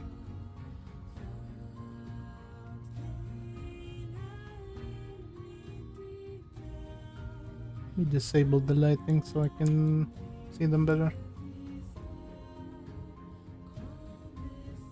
Add some distance this way.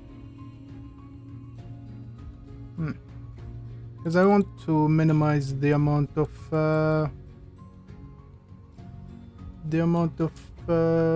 gaps.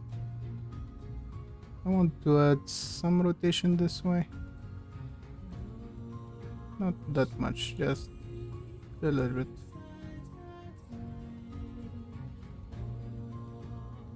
Put this to just a couple of degrees this way, maybe 1 degree this way. Now let's add some variation in, not in this direction. And even let that be 0.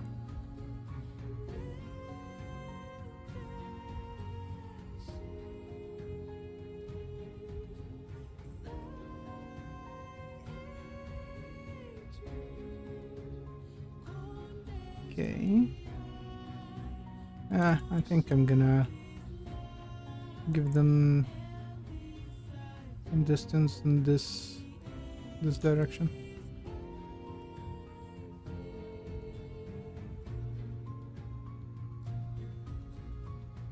Might even need to do some manual stuff. Let me bring back the cube. I'm gonna set it to less than a meter and a half. Set this to 20. And this gonna be 110. Even 120 if it was. Gonna raise it to 75. And I'm using this cube to take some of the missing space between the rocks, like a cement. Let's set this to 18 centimeters. Okay, let's give this cube some fillet like this. I'm gonna add the corner pieces by hand. Just need to combine those rocks to have the wall. Also, I'm gonna grab a copy of those rocks. There should be 4 of those. I just need them on the side so I can do some manual stuff. Now I'm gonna take this, I'm gonna take the cube, I'm gonna group those.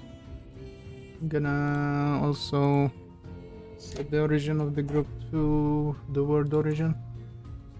Then I'm gonna, let me check something. Okay, that's right.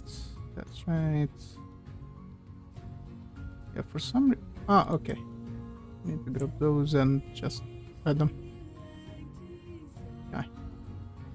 Now I'm gonna make a volume, add a measure, set this to 1 centimeter for now. Gonna grab all of this and put it inside. This should merge all those models together. And also gonna simplify the mesh a bit. Gonna set this to 0.5 centimeter.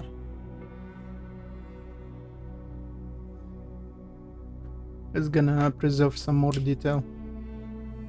I don't want to sacrifice the whole detail of the rocks, I just need to simplify it.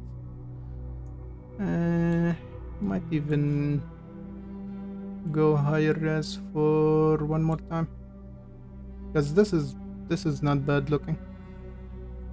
Let's put it to 0.3, so 1/3 of a centimeter in resolution.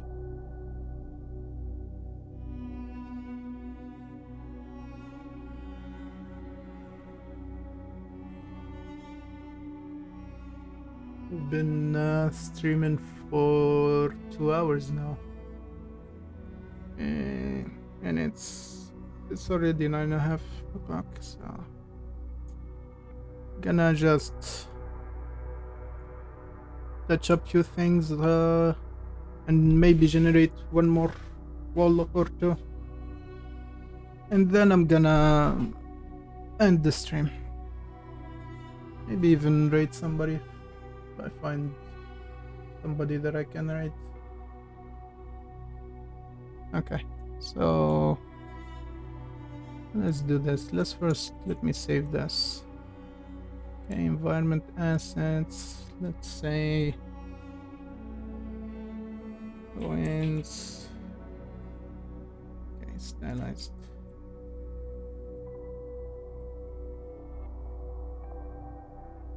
Okay.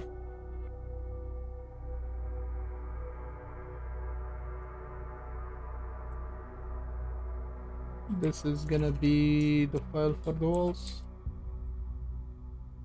Okay. Let me check a few things. Okay. Now I might try to add the corners by hand. Just set the position for those. Move them aside. And also move them away of each other just for me to see what piece I'm using. Okay, that one there. Okay, that one there. Okay. Gonna take some of the corners. Let me just select the pieces for the corners or the broken pieces. Gonna make a copy of those. Gonna hide the originals. Now let's just put some rocks manually. Gonna take this one and jam it over here. Maybe even take this, put it somewhere over here, just to cover up some parts.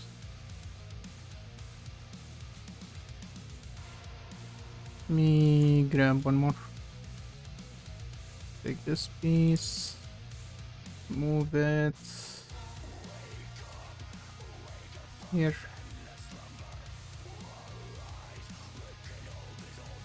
Take another copy of this. I'm gonna put it on top.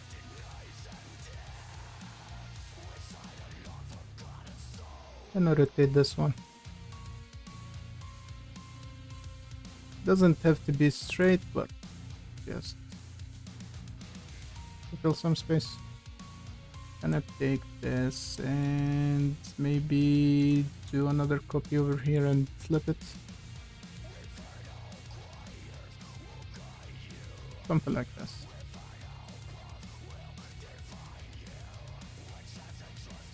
Okay. Let's take this piece. Let's put it on the bottom side. I'm gonna put this one here.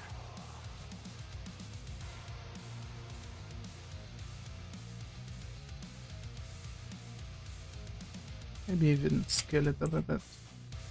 This direction.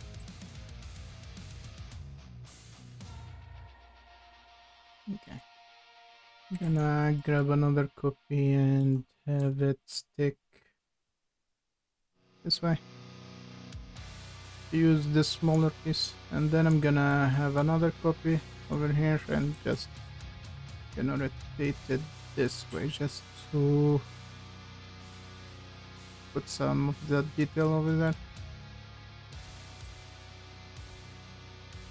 Have it stick that way. Give me another copy.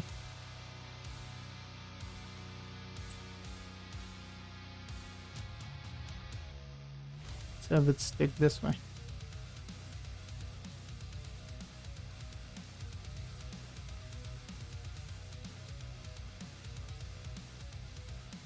Okay.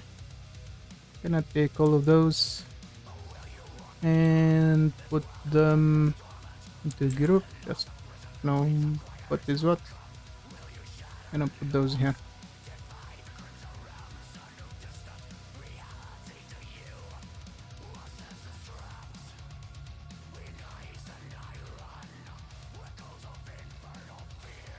Okay.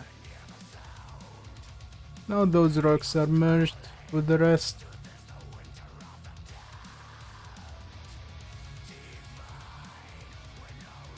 Okay.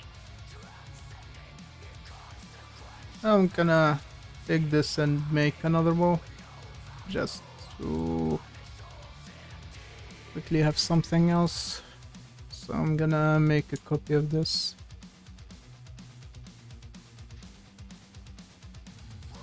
Gonna disable this real quick just so it doesn't slow down the file. Should have disabled it from the start, but let's just do it now. Gonna disable that real quick. Hide it. So now in this wall I'm gonna do this. I'm gonna stop those. Gonna go to the cloner. I'm gonna set this to 1. Gonna have it. Also, I'm gonna change this to be like 40 centimeters this way. Yeah. Now I'm gonna make a copy of this one. Set this to half of this, so this is gonna be 7. This is gonna be 2. And basically, I'm gonna take this, drag it down. Gonna take the original, this one, put it aside like this. Take this, put it over here. And I'm gonna take a copy of this, gonna put this and let's set it to 70. This way, let's set it to 80 this way.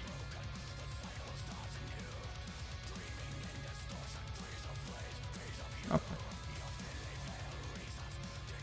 I'm gonna have it like going with some sort of fan arc this way.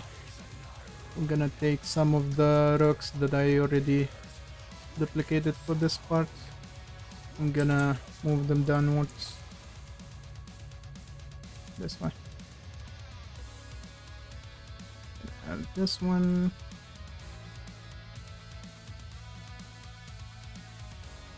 Hit it this way. Doesn't have to be straight. Okay. We grab some more rocks. Move this one upwards. Take this. Rotate this around like this. Move it here. Let's take this. Move it downwards. Even let it stick from that side. This one doesn't serve a lot of purpose there, so I'm gonna move this between those two, maybe. Let's see.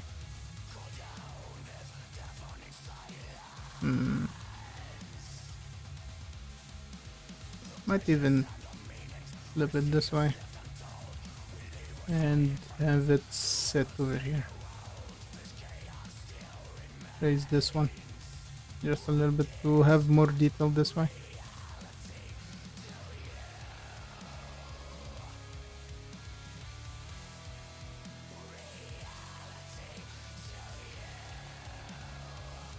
Okay, I just don't want holes going through the wall, because the hole's gonna make things harder to look good. Let's get this one over here and make a copy and flip it around like this.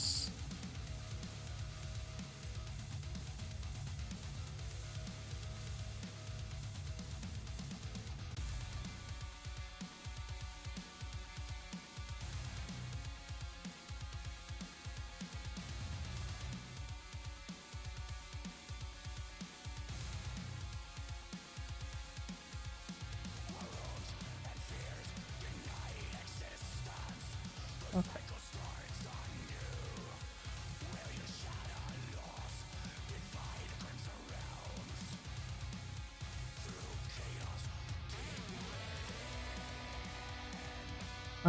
Give me this. Put it over here.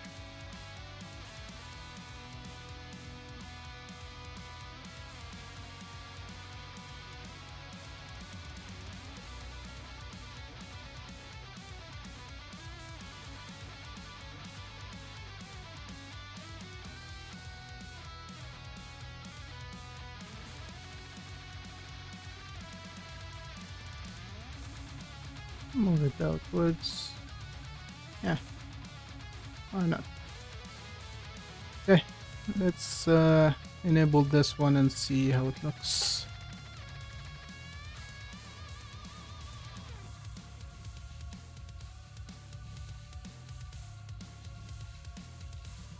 Yeah, not bad. Looks fine.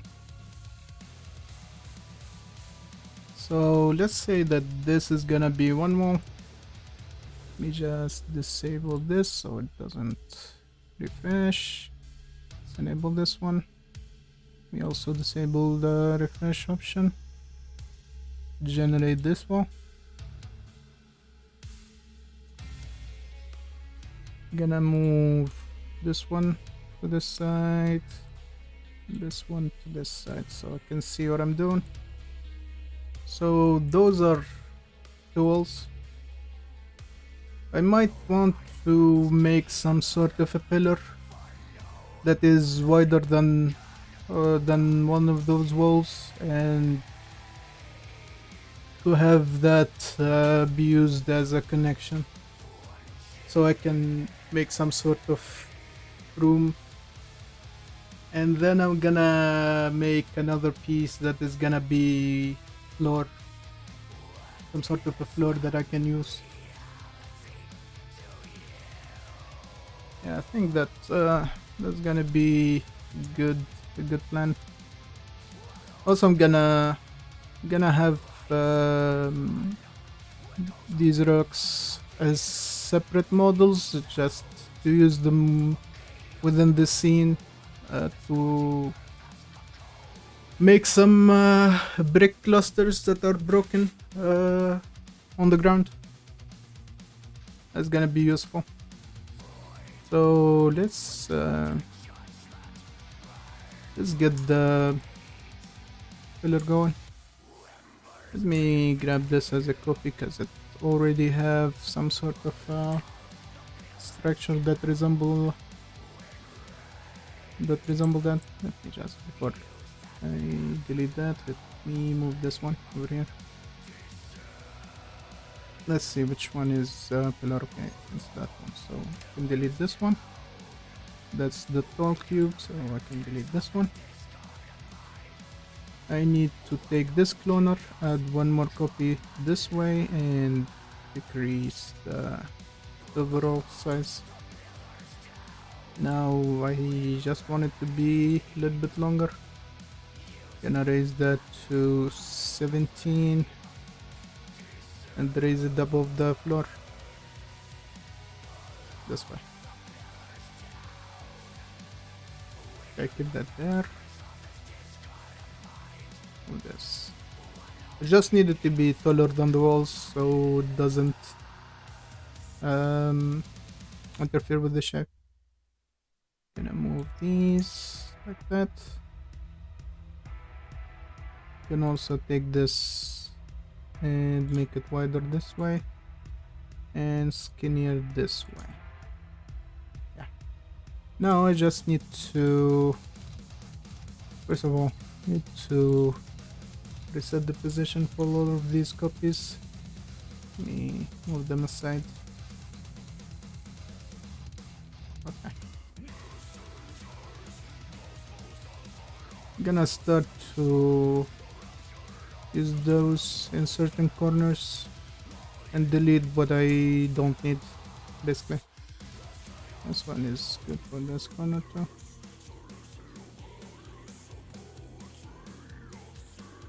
Hide that part. I need an exposed one, like a broken exposed rock down here.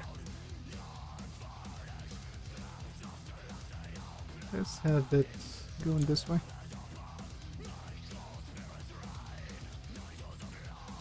This one could be used to hide this section. Okay. This one, this one. Let's use it in the top section. Like that.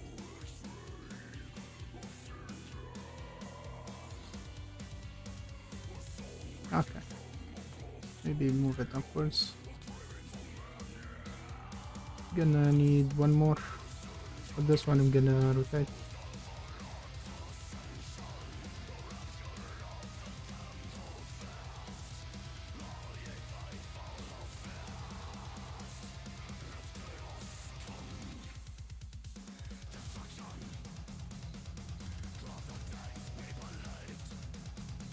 Okay.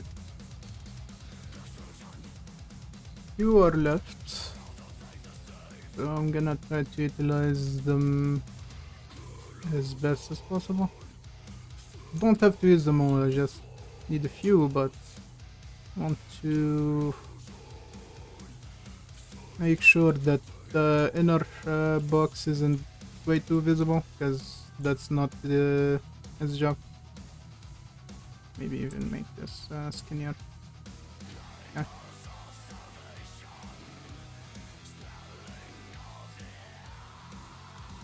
So this one is the only one left, and there is a few places that I can use. Oh, actually there's two. Nice. You know what? This one I'm gonna do something different. Gonna have it go vertical, like this. Which is gonna be used to cover that section. And let's see. Oh, I still have a few, I think. Okay. So let's push this inside and let's put it this way. Yeah, that is quite interesting shape. Yeah, this is the last one. And I'm gonna do the same trick, but I'm gonna flip it the other way around and have it rotated this way too.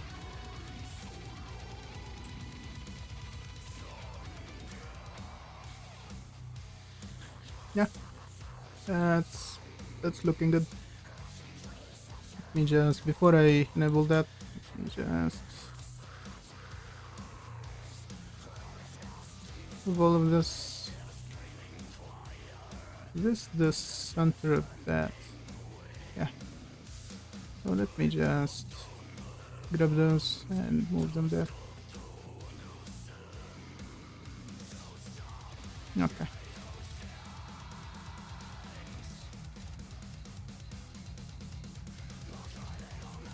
And that would be a pillar.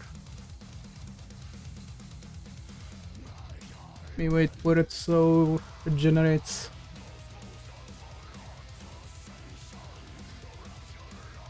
Okay. So now we have some sort of a pillar and a few other walls. Might even make this a little bit longer, a little bit higher. Let's just add one more. And yeah, adding one more will mess up the composition that I already have. Okay, I have an idea. Let me duplicate this. Let me set this to 5 copies this way. Let's push it upwards. Something like this. Let's even decrease the distance between the rocks, so it's not as much. Let me also rotate it this way. Something like this. Now I can use the cube to be an inner structure. Oh yeah, and there is quite the exposed bits. I'd have to cover them.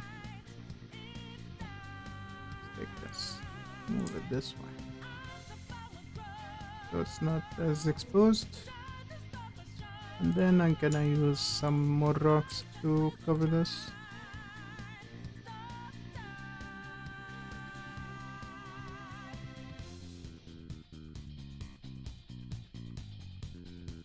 Just need it to look a little bit natural.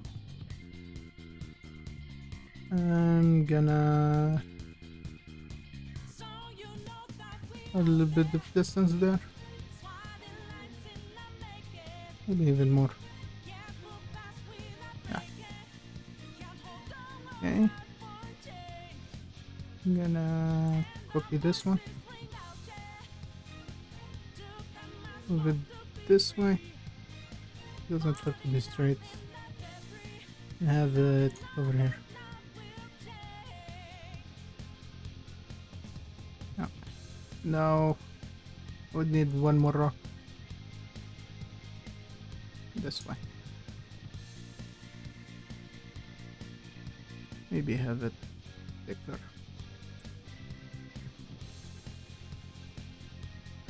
Yeah, this looks alright.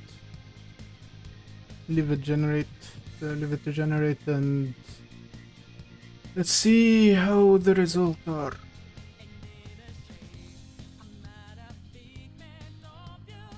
Okay. So now we have a couple of walls and one pillar. I can now just try to make one floor tile, and on the floor I can just leave few gaps in the model. It's gonna be fine. So for that I'm gonna get the cloner really quick.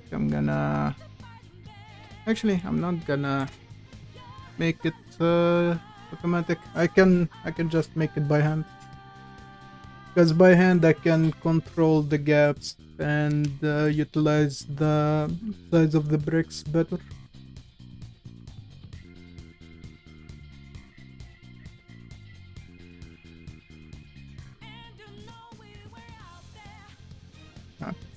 So let me grab this, put it over here,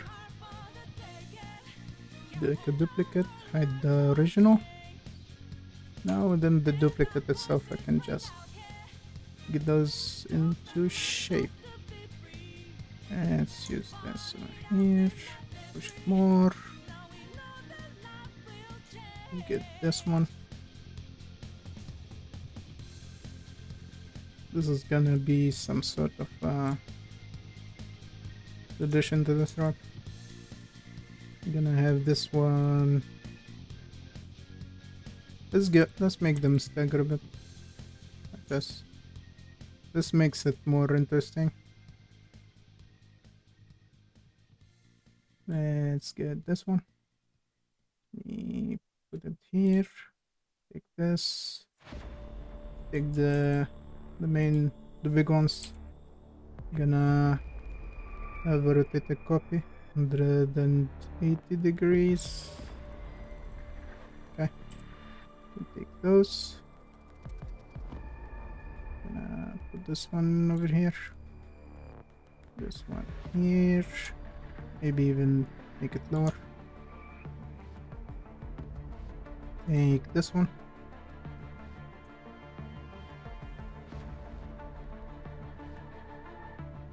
Okay. And I might take this one and have it over here. Make it thinner, I guess. Okay. Take the middle pieces and move them aside a bit. Something like this. Let's take those. Move them over here.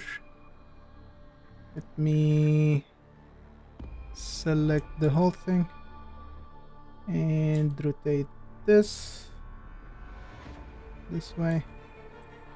Let me move it here. Maybe flip it this way too.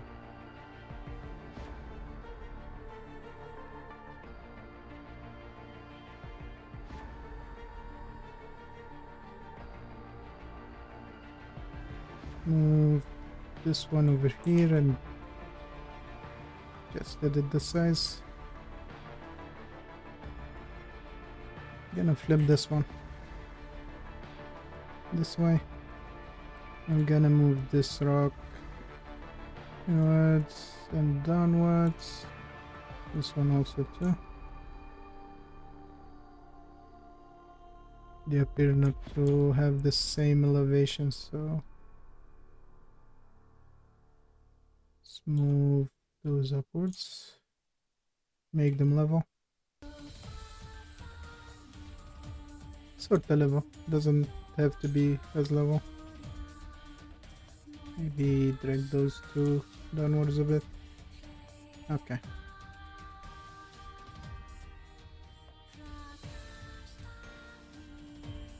Maybe even move this one this way.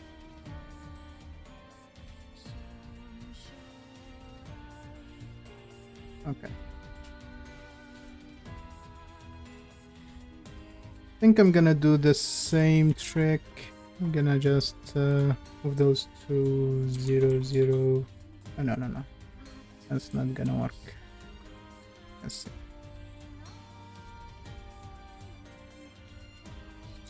Put them down. Can I? Okay, it moves them. Okay, so let me set this to 0, 0, so it's in the middle of the scene. Then let me take this and edit the center point. Okay. So this group now is some sort of floor. Now I might even use the same trick and make it a solid object like this one. So let's first have a cube inside, just like the wall. Drag it this way. Set it to the 0 point.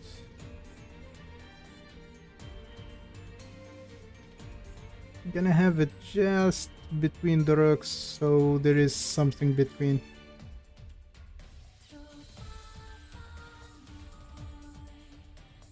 Yeah, something like this. Now let's move it over here, decrease the size this way and then this way.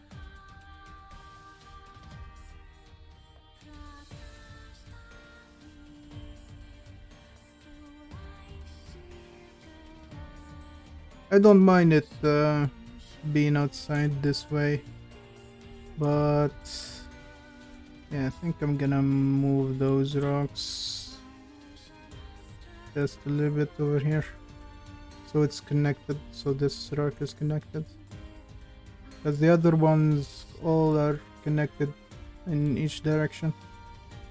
Okay, I can do the same thing. Do this, then put this 2.3 and disable the auto update and let it generate. And that's gonna be our floor.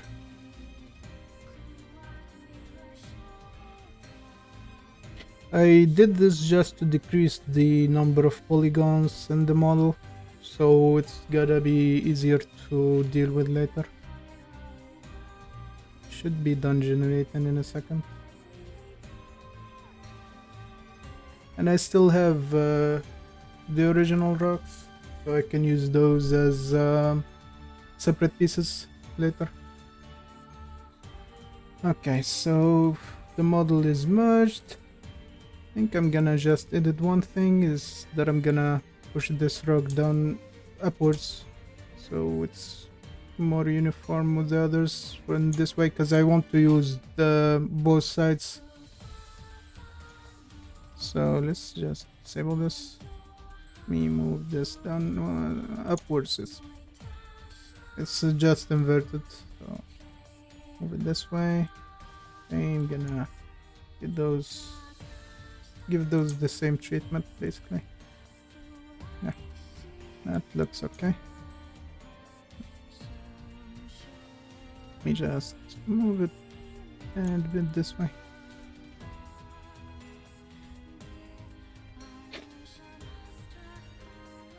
Now I'm gonna just have to expose or re-enable the original bricks and have them decreased in poly count, then gonna go ahead and make the low poly.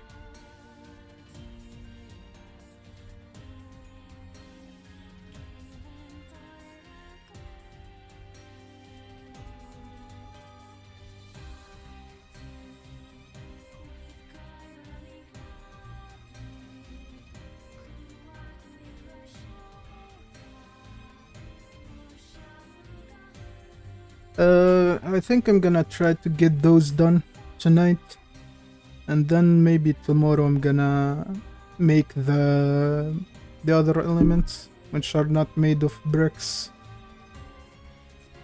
I'm gonna make few rocks like natural occurring rocks, and maybe one monument like something that you can find in an ancient shrine, and few pillars that are solid rocks, sculpted from solid rocks.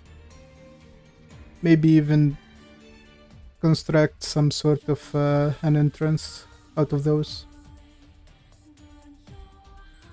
Because I'm gonna be composing a whole scene with some background and some vegetation. Maybe I'm gonna make the trees by hand, have them sculpted. Come on, dude. You done generating? Okay. Didn't notice. Okay, so now I'm gonna just get those center to this null object. I'm gonna have them. Okay, center to the. Oh, okay, I see. I have the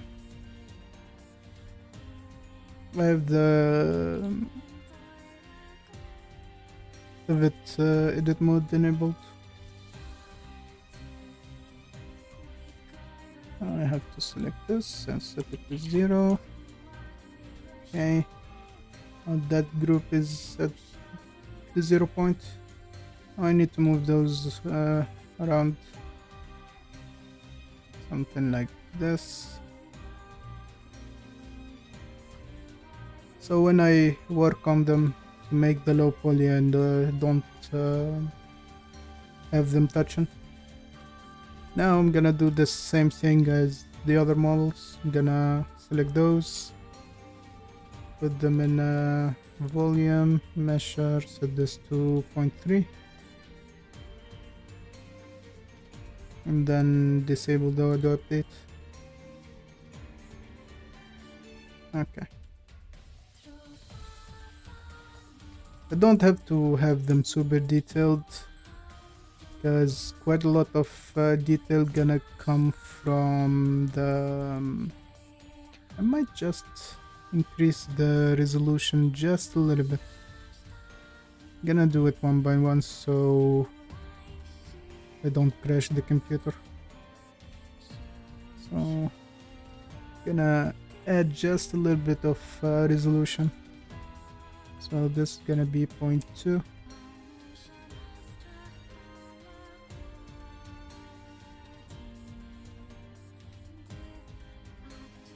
Gonna add just a little bit of resolution, so gonna have a little bit more detail coming through the texture.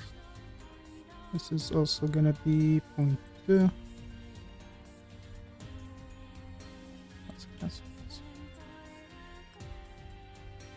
Okay, yes, that's the pillar. I'm gonna update this.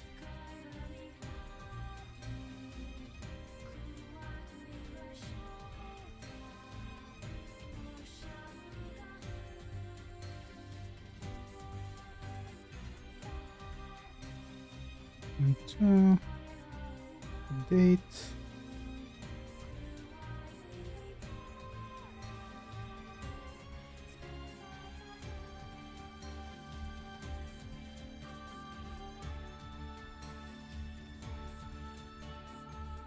Okay, and now the floor. Set this to 0.2. And this one is instantly updated. Now finally those rocks gonna be 0.2 again.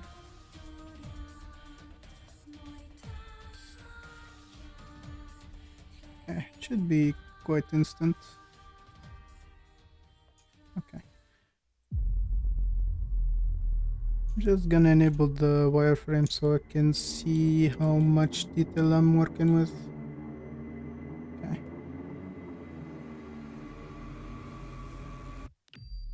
I'm gonna save all of this. And then I'm gonna export all of this into a separate set of files just so I don't have to deal with those elements refreshing. I'm gonna just name those real quick. This is gonna be wall 01. This is gonna be okay. Let's see. It's some sort of a pillar, so this is gonna be a pillar.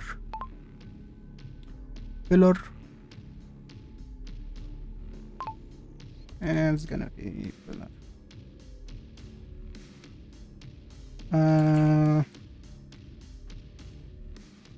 Do I have to number this one?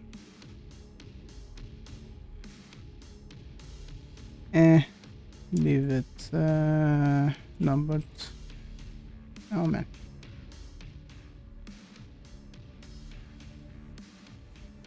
On.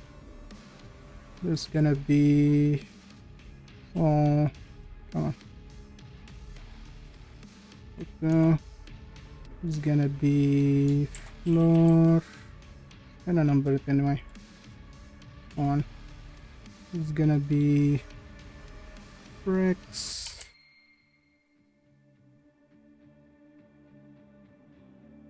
Come on.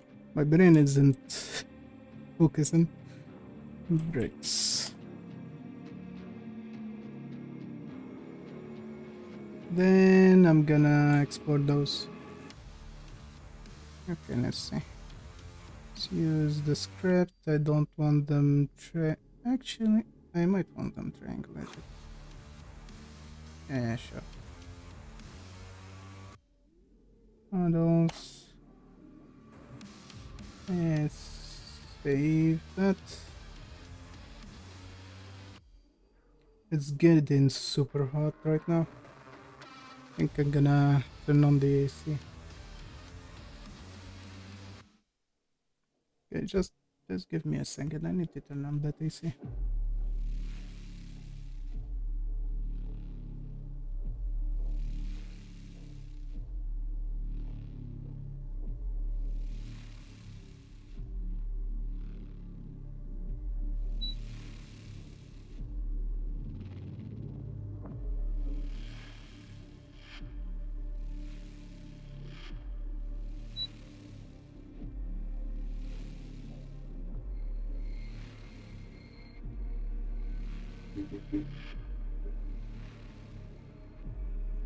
Okay, the AC is on. And oh my god, this software is not happy with how many polygons I'm exporting right now. Okay, so that is done. This one. And that's just one more. And it's not happy.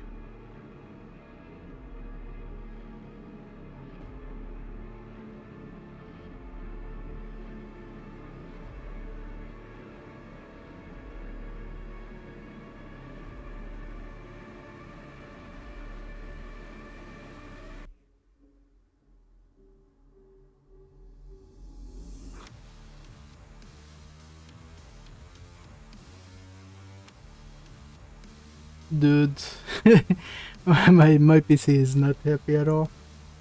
And those are just two walls. I would think it's gonna be... Okay, first of all, let me just check how they look.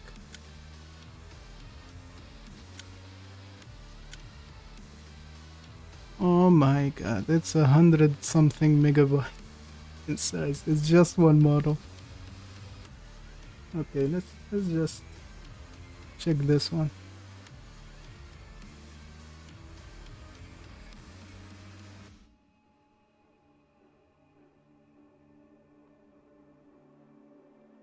It's gonna take some time to open. Okay. Because I need to make sure that, yeah, the modifier applied, so that's one solid model.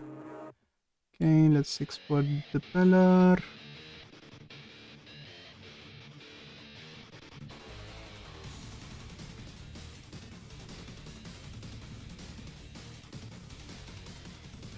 The floor and the single bricks gonna be exporting faster just because they are less dense. Way less dense.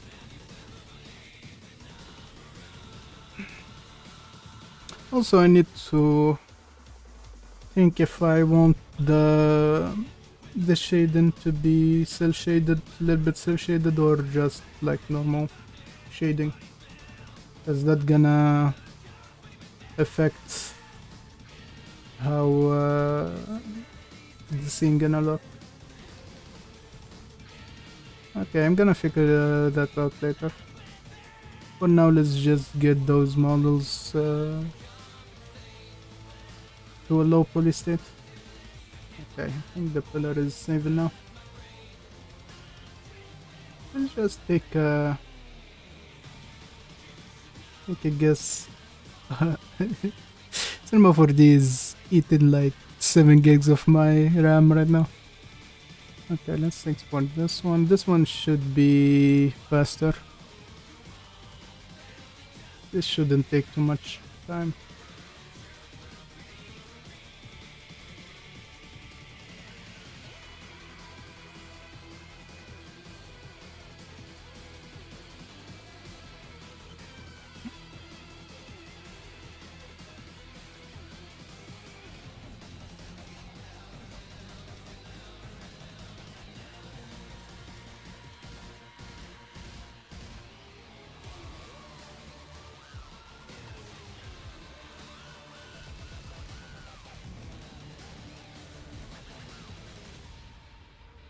Yeah, it's still taking too much time. And I think I know why. The software is just eating too much RAM.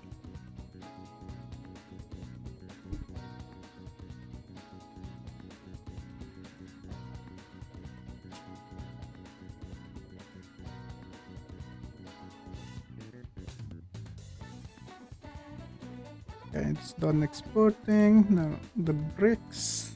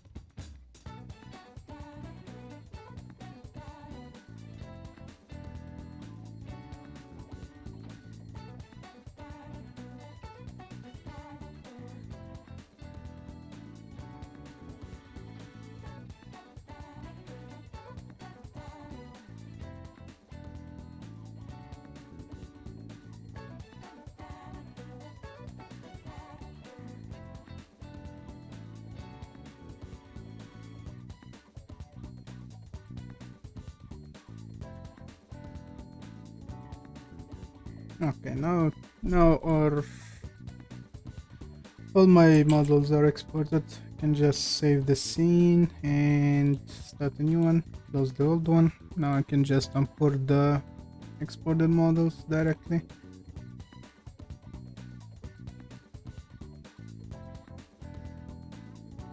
Now it's gonna be the time where I discover how much polygons are in those models. This one is like 5 million.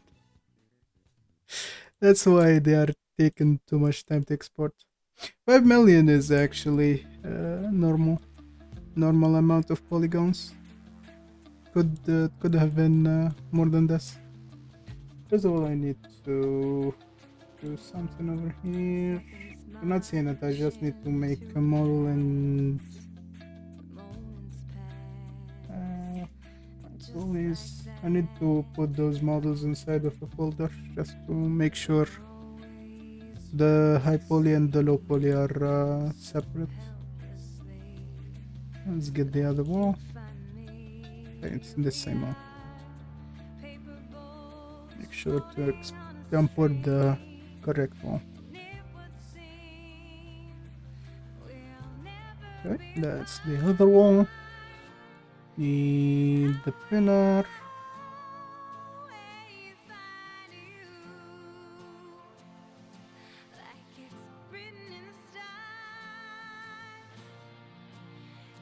The floor, then the bricks.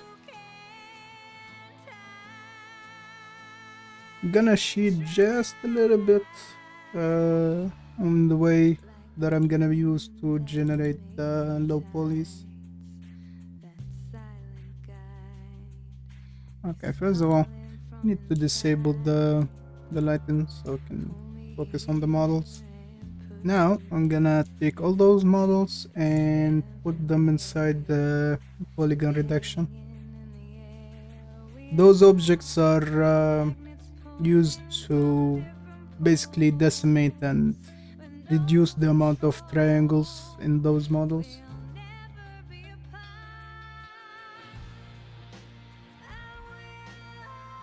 One more thing that I need to make sure that I have enabled is just to disable this option. Put those to 98%. Because we don't need super detailed models, we just need efficient models.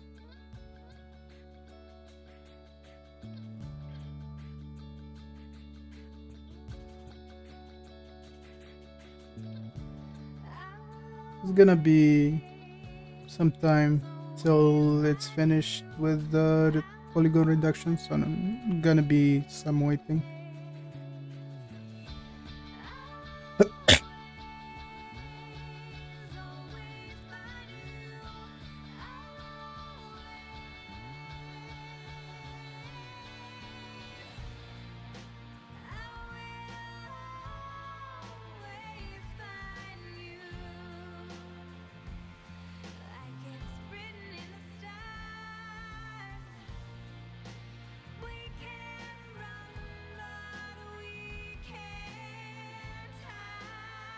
And it's doing a note to save.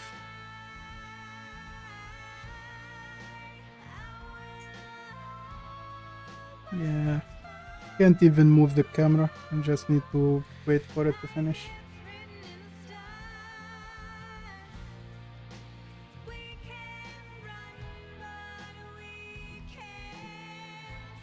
I could have gone through and reduced the triangles for each model on its own,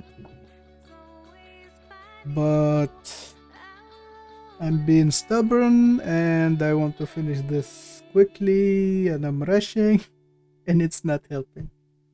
It's not helping at all.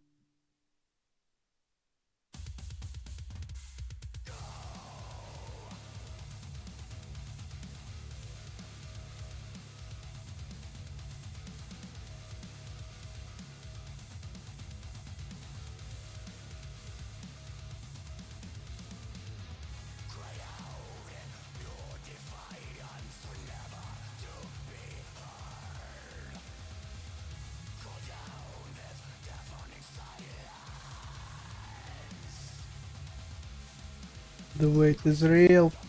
It's taking too much time.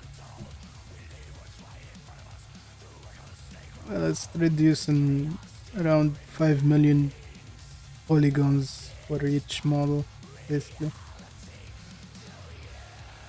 Actually, it should be less. It should be 5 million triangles, not actual just polygons. Because before I exported, each one of them was around 2 million polygons, like with faces with more than 3 vertices.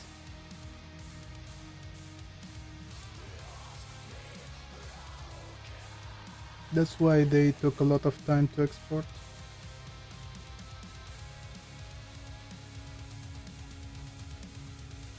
Okay, it's nearly done.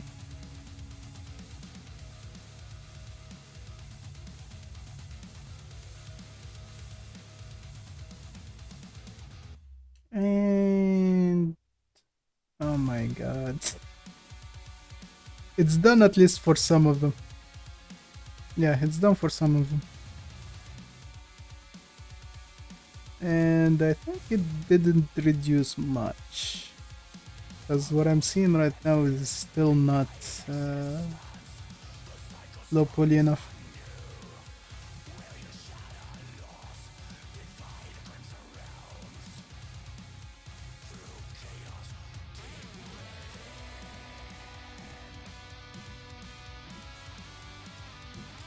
Wait, just a little bit of wait. Should be done soon.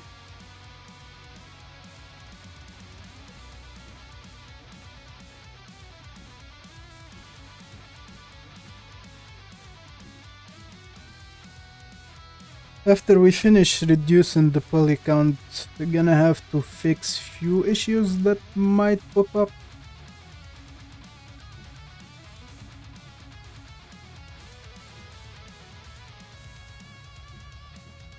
I think it's working on the two highest poly count models. One is like 7.1 million, the other is 7.5 million polygons. Okay, it's done with one of them. So one model is left.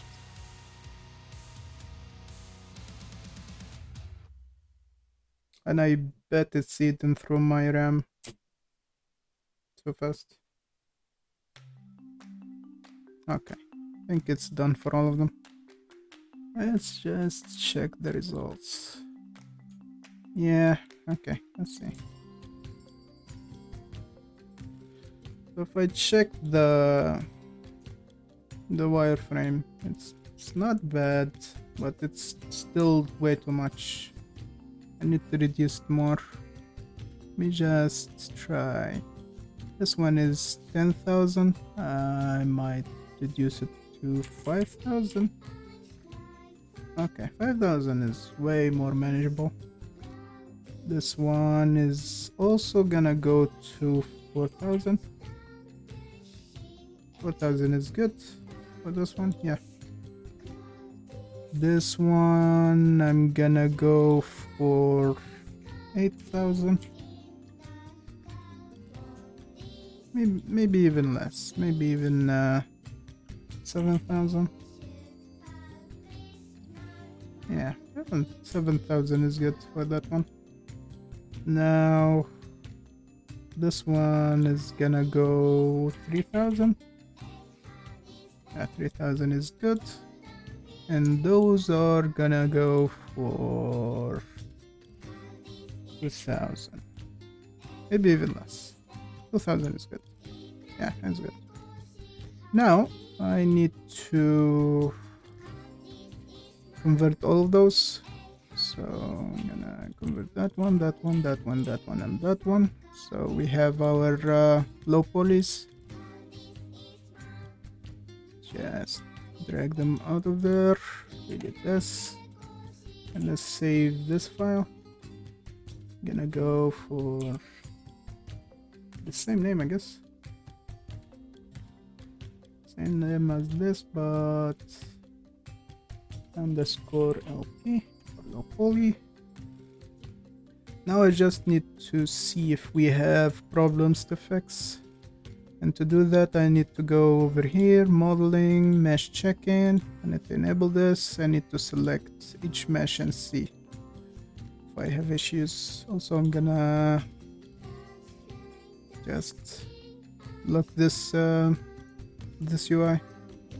What I'm looking for is exactly this part, the non-manifold polygons. Those make huge problems sometimes.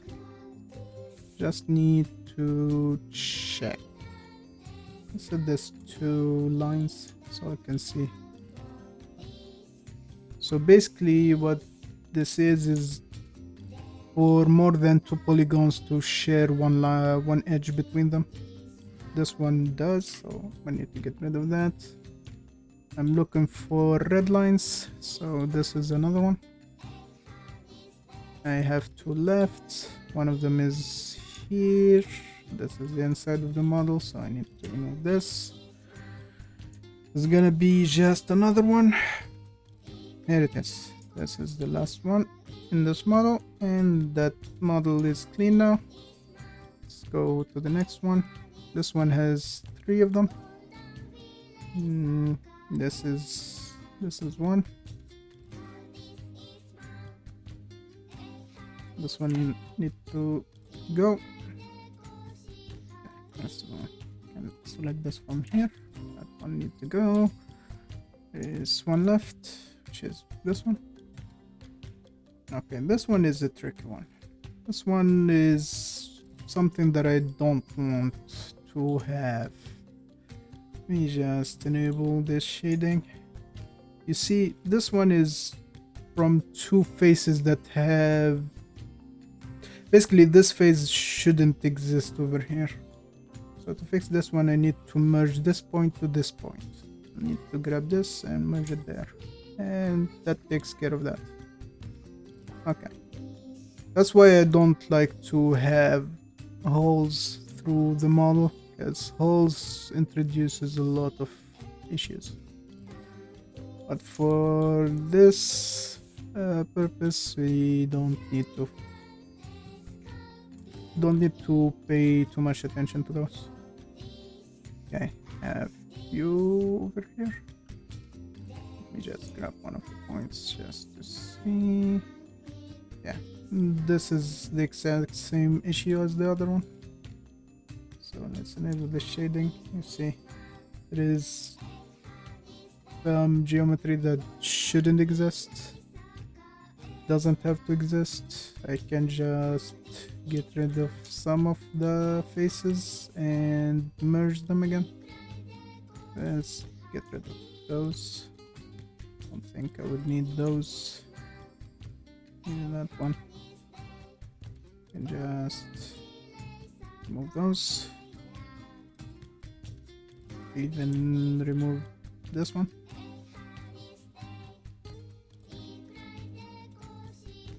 I still have issues, so I'm gonna remove that one, and just collapse some points together. Remove this one. For now, I gonna close this hole and close this hole. Those are good to go. Maybe even merge this vertices to that, and could you actually move that line, put a triangle there and a triangle there. That should make it behave better. This one is actually a bad one. Since I'm here, let's clean those points. Those are kind of ridiculous, to be honest. Okay, there is another issue over here. It's this exact same issue. This is a surface that is way too close and don't need it to be here. That takes care of that. There's gonna be a few other ones. Yeah, quite a few. There is 4. one over here. It's the same issue. Few parts of the geometry that shouldn't be inside of here. Let's reduce some of them.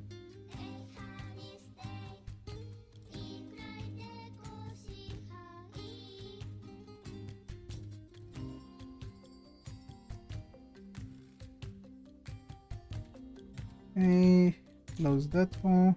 This one is fixed. Two remain. I would think those two are gonna be in this section of the model, maybe. This one, because this one is not good. Could be simplified more than this. As I said, this is actually some sort of a cheat to get geometry fast without doing it by hand. To be honest, doing this sort of stuff is actually kinda okay, because you just need the poly count to be low enough, and you need it to look good from certain angles, not all of them, so it's fine.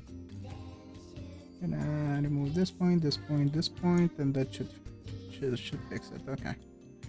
So the floor has only two issues. Yeah, one of them is here. This point needs to go, and the other one is over here. And I think that's all. Yeah, that's all. Okay. Now the bricks themselves do not seem to have issues, so I'm gonna leave them alone. And now I just need to make the UVs for those models. Gonna just remove that. Deselect everything first. Deselect anything that I've already selected. Okay. Now to do the UVs. First of all, I need to remove the already existing UVs just to make sure. Gonna save. Gonna go to the UV layout section. I'm gonna go with the bricks since those are the easiest to deal with. And to get those done, I'm gonna go to the edge mode, gonna go to path selection. I'm gonna treat them like some sort of glorified cylinders, basically. Gonna trace some sort of lines in this direction, even move it there,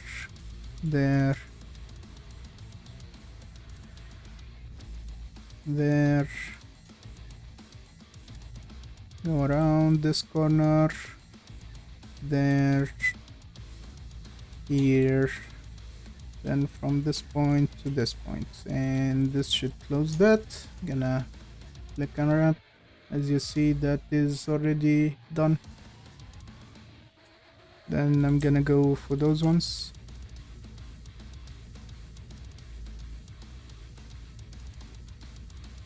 Gonna have all those models share the same texture, and that's for optimization reasons. You want to use less textures overall, because it used to be an issue of poly count and an issue of texture utilization, but now it's mostly just texture utilization, because if you keep an eye on minimal requirements for modern games, most of them require quite a lot of VRAM. It's the video memory on your graphics card. And that's because they use a lot of high fidelity textures, and those take a lot of memory. So mostly game devs just try to use less textures for more models and try to utilize modular pieces to have higher texture fidelity without using actual textures, some extra textures. I'm gonna wrap those real quick. So basically that's it. If you are working on models for video games, you should consider trying to optimize how many textures you are using overall, more than how many polygons do you have on your models, because that's less of a worry, especially with Unreal 5. Because recently Unreal 5 you start using well, actually with the release of Unreal 5 they start using technology called Nanite, which optimizes the way that the engine renders triangles. I think it's some sort of batching system to make it easier for the engine to render high poly models and make them less taxing on the system itself.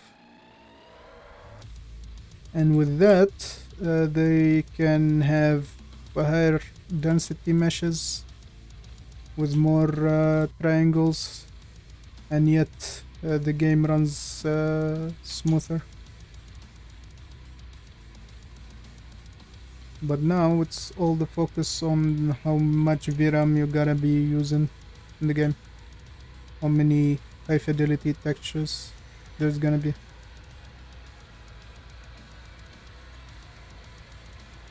Okay, I'm nearly done with the bricks.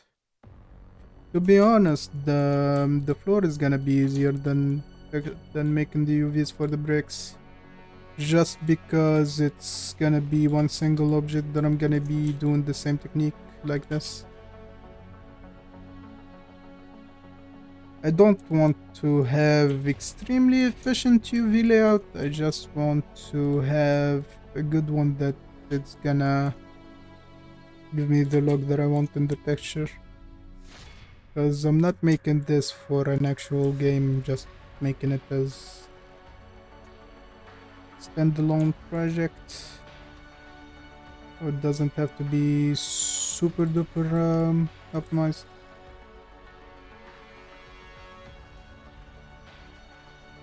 Come on. I'm really getting hungry. I think I'm gonna try to speed this up and go and cook dinner.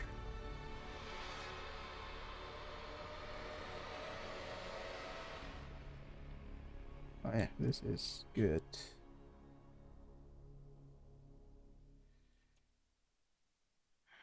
I can actually use auto UVs, but I really don't like how they usually go. So gonna try not to use them this time. Okay, let me just like those real quick. Okay. And those are the brick. I'm gonna try to do the same for the floor right here. I'm gonna just make it just two planes. One is upper, one is lower. Then I'm gonna go and make the sides separate, and that should be it, because most of the detail is gonna be on the horizontal planes in the floor.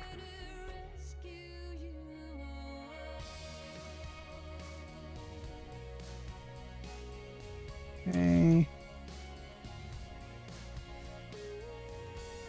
The sides are not gonna be more visible than the horizontal faces. I would worry for the actual walls.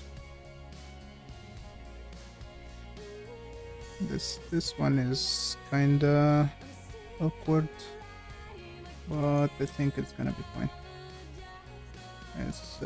Let's not go there. this, this, this. Basically, I'm gonna have the whole floor text, the whole floor UV'd in single go.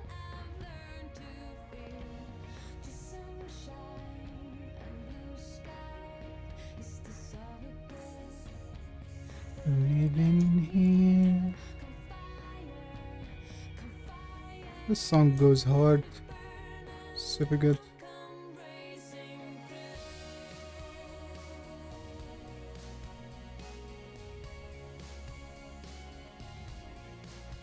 I'm still alive.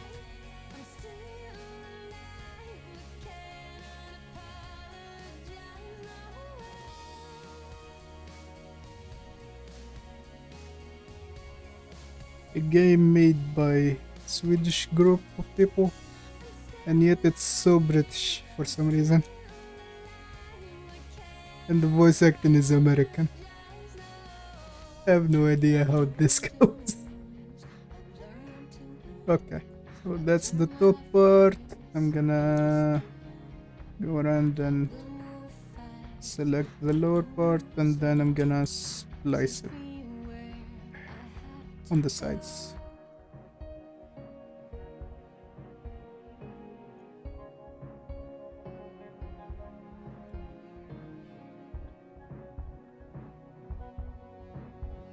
I really like this game, and I really hate the sequel of it, or the reboot to be exact.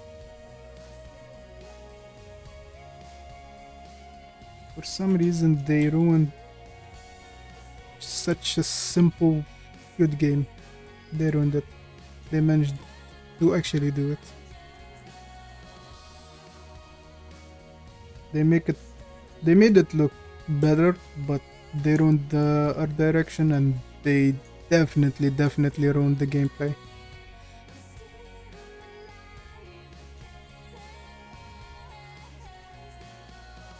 They really ruined the gameplay for sure.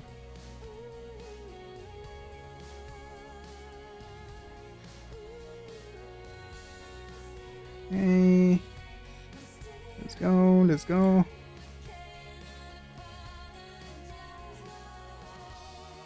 Nearly done, come on. No more polygons and we are done, come on.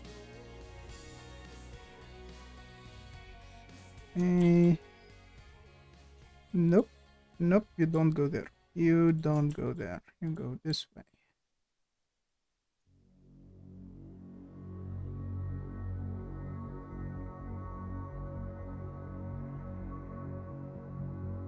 Hey. Dude, not the time for you to pick out. Okay, put it there. Let's go this way.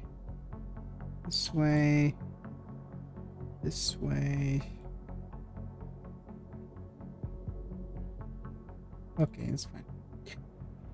Gonna leave it there. Now I need to split the 4 corners, I guess, just to make sure that I don't have like long strips of polygons going through this model. I'm gonna split this one over here and over here.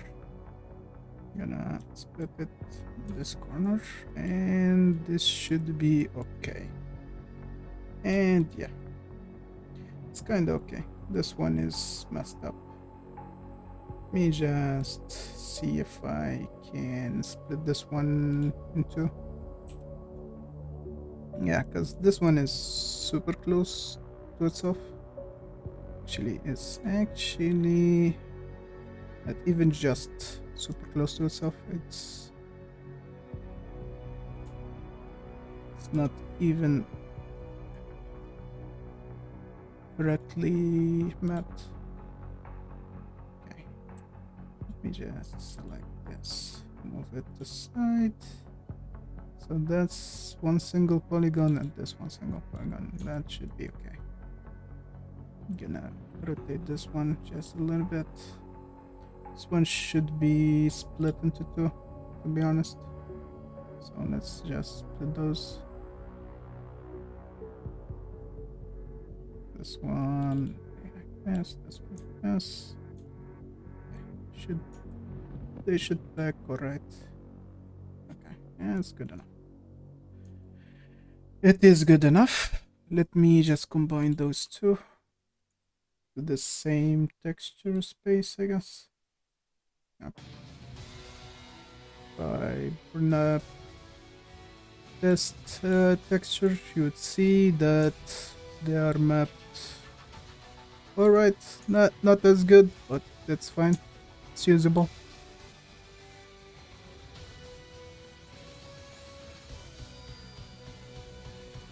The worst one is gonna be this mess of a model. To be honest, this one is terrifying.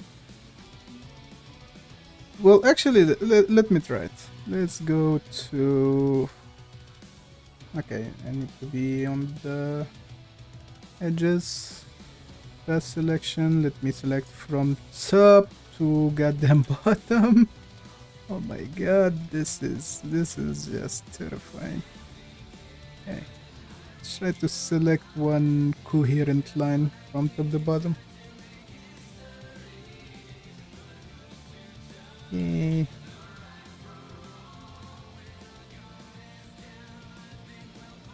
Okay. And to here. And then I'm gonna try to select bottom on its own and the top on its own. Let's just hope this works. Because I just need it to be usable and do not have too much blurry places on the texture. Other than that, I don't care. I don't even care. I might even try to utilize some technique to just use the normal map and maybe one more mask to have them correctly mapped.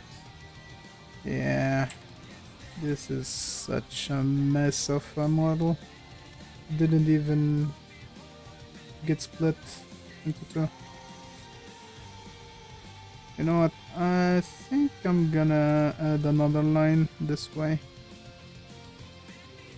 And also, let's just disable the test texture because it's making it harder for me to see what I'm doing.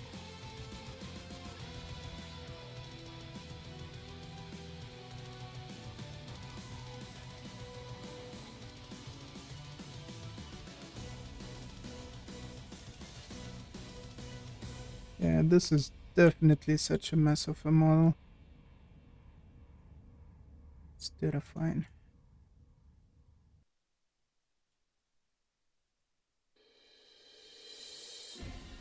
Okay, let's see. This kind of works. Okay, it at least worked on some of the model. I think I'm gonna have to work on one more corner. I need to split this corner into two, I think, because it's kind of working, but it's not. Let's go for one more line going from top to bottom. And here I don't have to hold shift because I can just go at it, since I already have part of this model mapped. Okay, from this to there, and from this to there, and from this to over here, I guess. Let's go this way. Okay, this way, this way,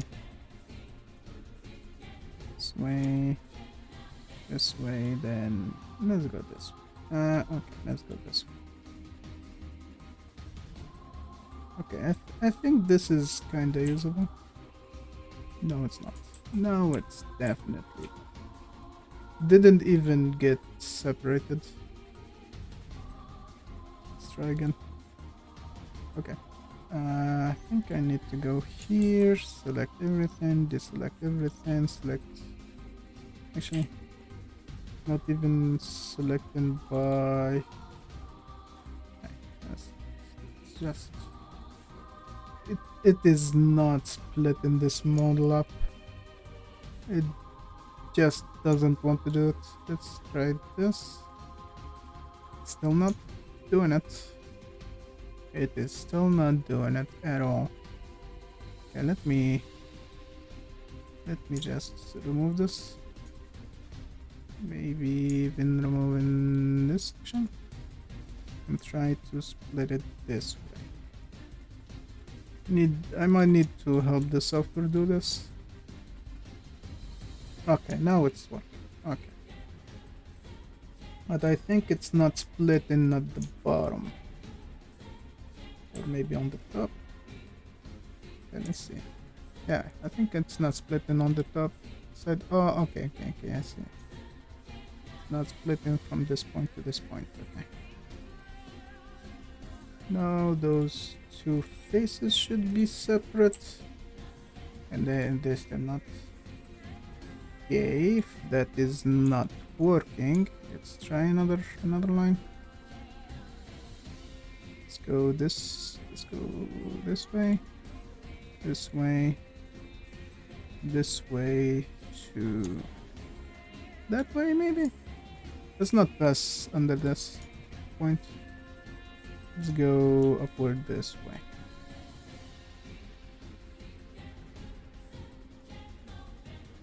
It's not even trying to do it. This is bad. Okay, doesn't want to go that way. So let's pick another route.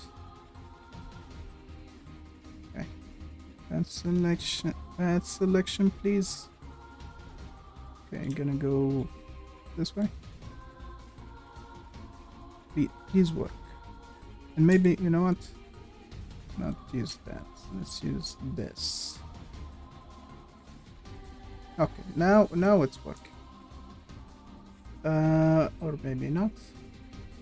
What the hell is even happening right now? Where is this? Okay, that's it, I guess. Okay, fine. Got the model that way. Still some. What the hell is even happening? Okay, let me just select this. Okay, so that's a whole section. For some reason, this section is also tied to it. So I need to cut that one separately. Okay, fine. Let's do it. Let me see. It is coming from here, so let's go this way. Yes.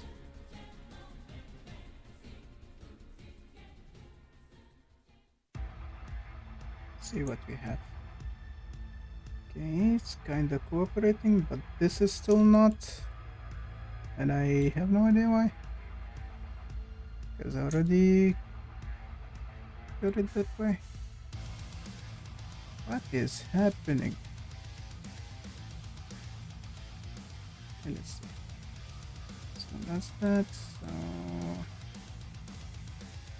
can I just select some of those parts? Yeah, they are from the inside. Okay. Okay, I see. So some parts of this model are joined by those polygons. So I need to fix that. Let's just get rid of some of them.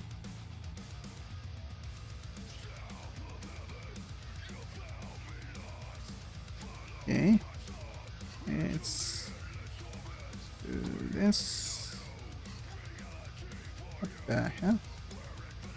Okay, so that is gonna be that, and this part should be joining at this point, I would say. Yeah, that's fine. Let's run this now. Okay, let's see.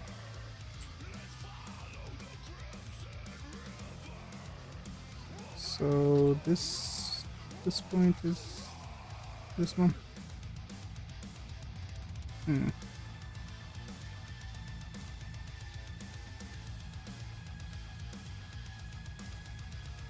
Okay.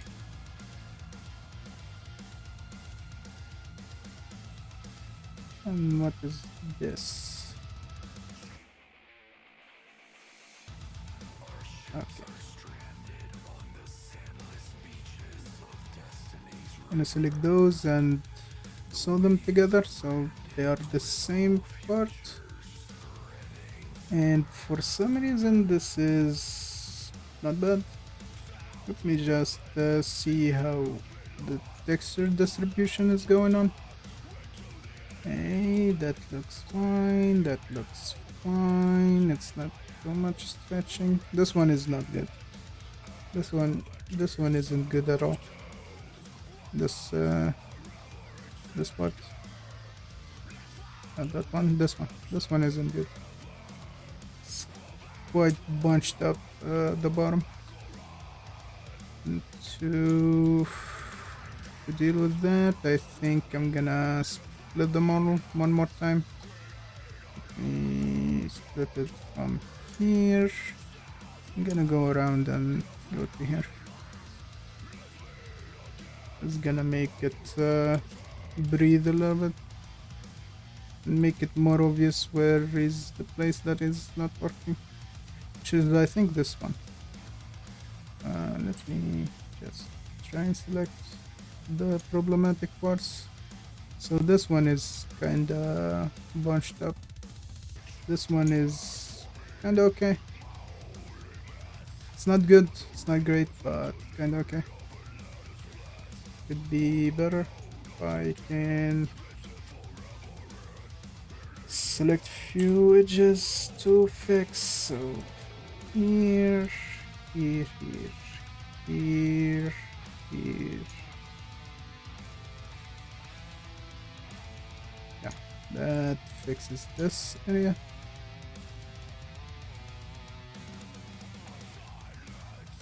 Because I can see some stretching, but it's not bad. But this top part is messed up. Super messed up. Bunched up in this area. Let's select this edge and see where that is. Yeah, it's there. Okay.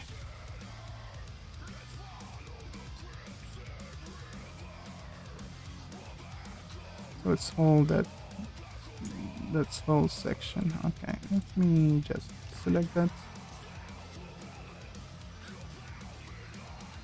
Okay. Let's figure out what is what. This is this area, which is weird. Okay.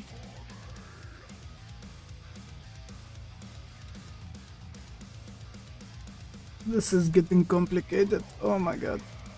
Let's see. Let's deal with the smaller parts. So this part shouldn't be sitting alone, so I'm gonna just sew it back to its original place. This also check something.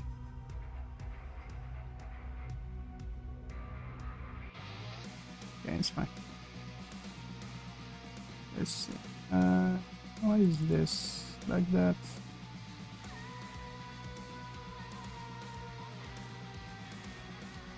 Yeah, it is not looking good. Why is that?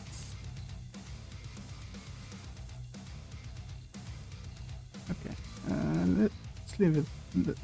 Let's leave it like this for now. Need to know what this is. This is this, which shouldn't be there.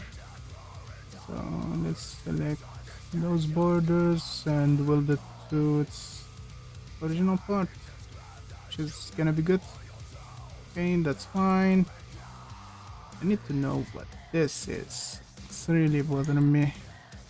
Okay, let's take this part and weld them to their original place. So those are part of this one. So that's fine. I need to know this stretch place. Where it is. Okay, it's okay. Which is not looking great. Okay, there's a cut from there to there, then from there to up there. So I need another cut. I'm gonna go from this point and try to find a good path to cut this. Okay, let's cut it through here. Yeah, that should fix that part.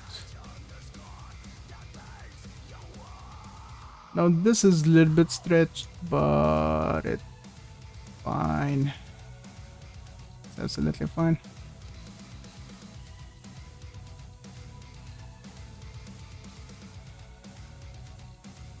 Let me just cut this one from here to the other side just to have it more square so I can pack those UVs as good as possible. Okay. That was a mess. That was a terrible mess. Anyway. That is dealt with. Now, oh my god, we are gonna do this again. Oh, dude. Okay, we dealt with the worst, so the rest should be fine. I'm gonna go autopilot over here. Okay. They developed AI to do 2D art, and they developed AI to do like writing and programming and all sorts of things, but they didn't figure out how to do AI that makes UVs. Because this is the part of this job that nobody gonna miss. Absolutely no one gonna miss. Okay. Let's get this done.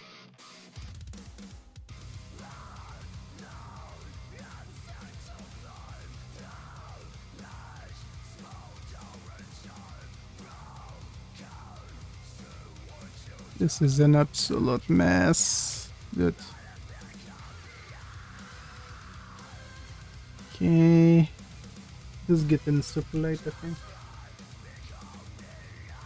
Yes, definitely getting late.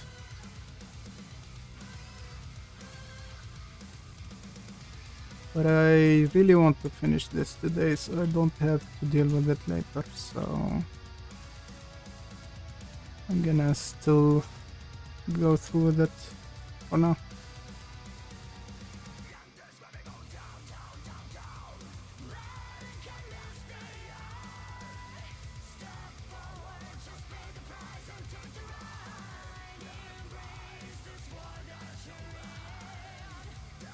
The best music ever made for a video game.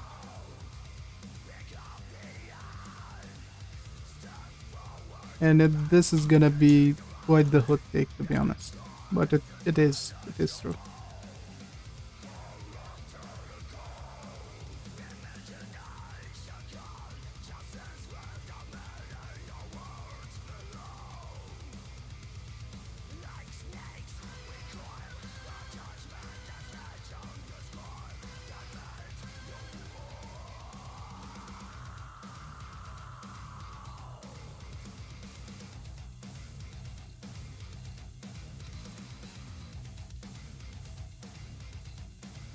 Okay.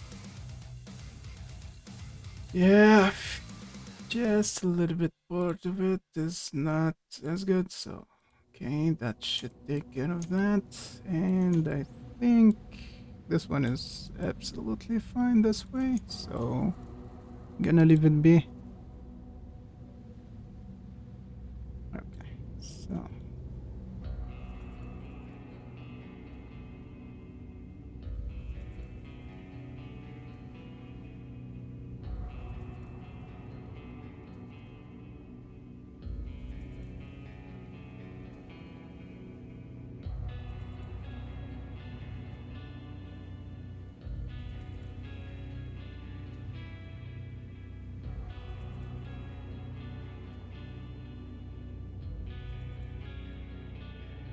Okay, that is fine. Let's get up from there. So this way, I think.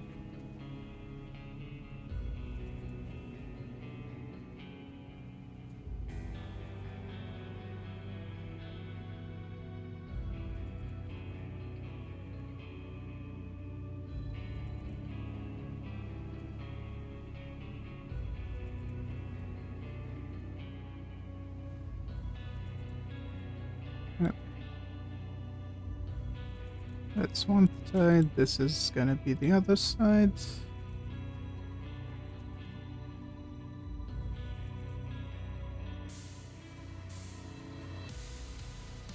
Holy hell, this is taking too much time. Oh my god.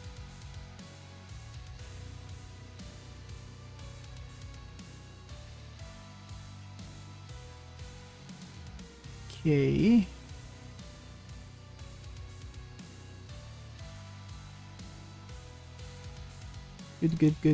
Good. Okay. Now it's just going this way and then upwards, which is gonna be a challenge. Now I'm gonna take this route. Okay, upwards. This way. This way. Come on.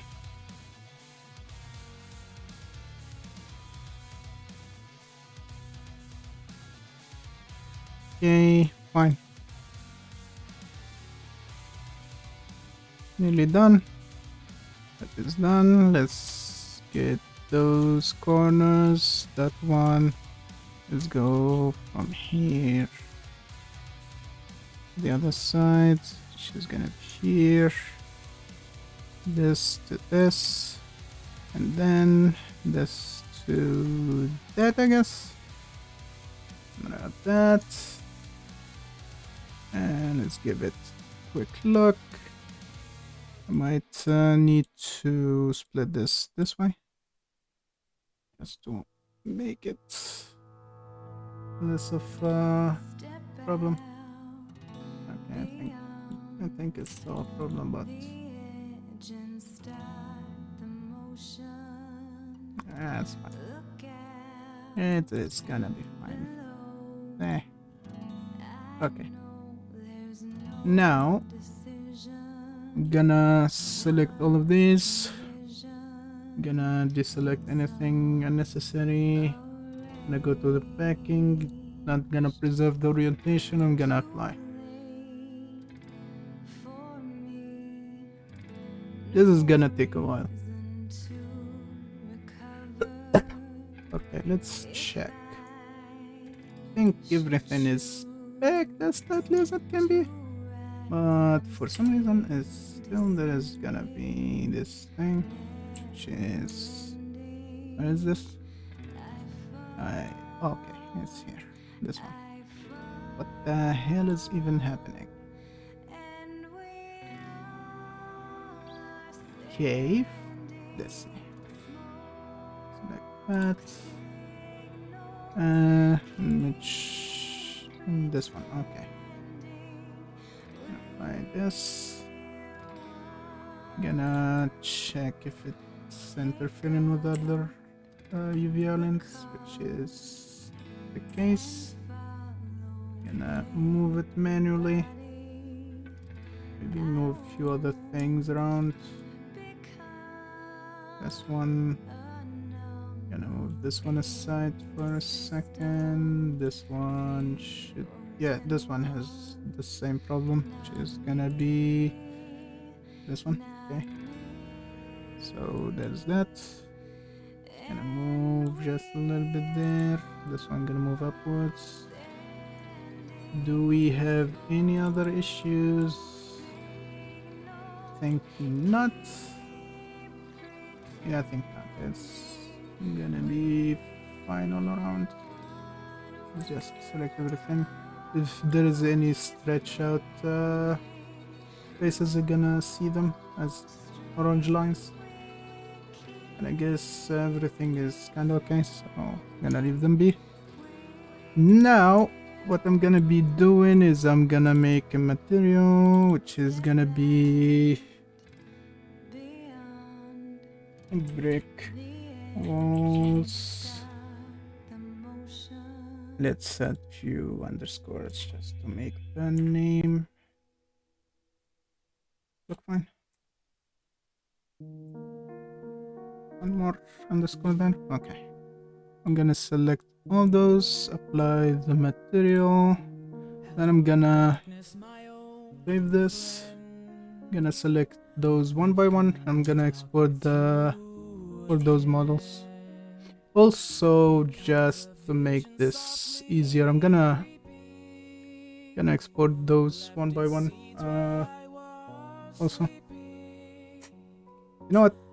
I'm gonna do that later. So for now, let's just export those just to make the textures. Then I'm gonna deal with that later.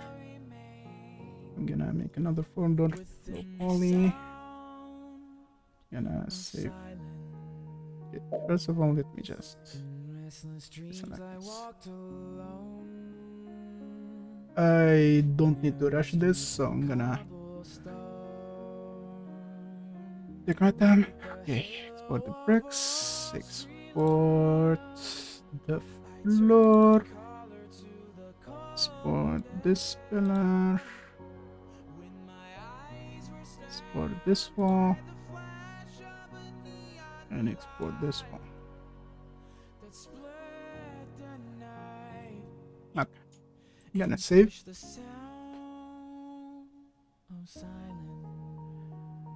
Now, what to do?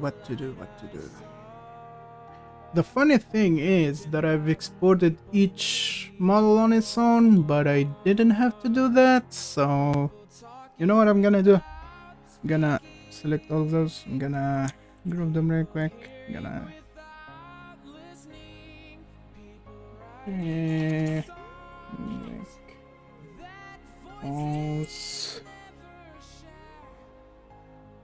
help me. I'm gonna take this part of the name, gonna copy it just for the sake of that.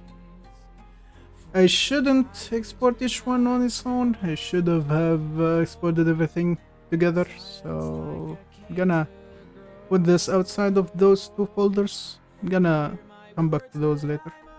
I'm gonna export this there. Then I'm gonna save again.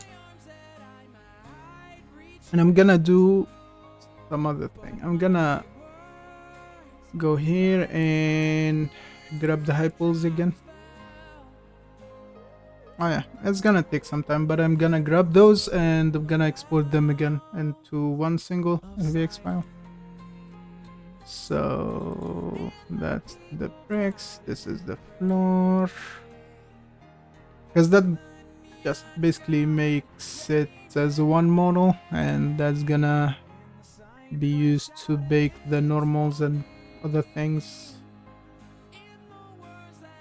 Okay, open, okay.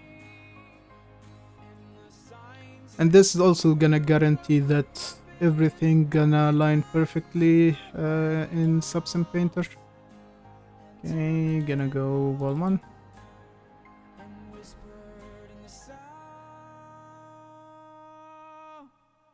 I promise that this is gonna look good later.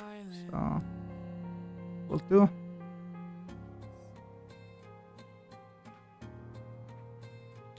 We are nearly 4 hours in. Oh my god, this is taking too much time. Okay, select everything, group it. Just gonna take some time. The software isn't ready for that. Anyway, the name, my poly, so I know which is which.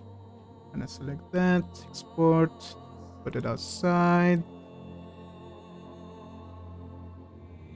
And when that is done, I'm gonna go ahead and start up Subsim Painter and basically make some textures.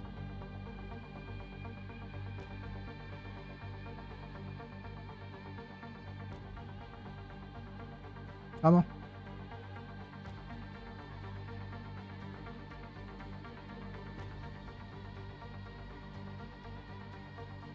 Yeah, this is gonna take forever just because the high poly is way too big.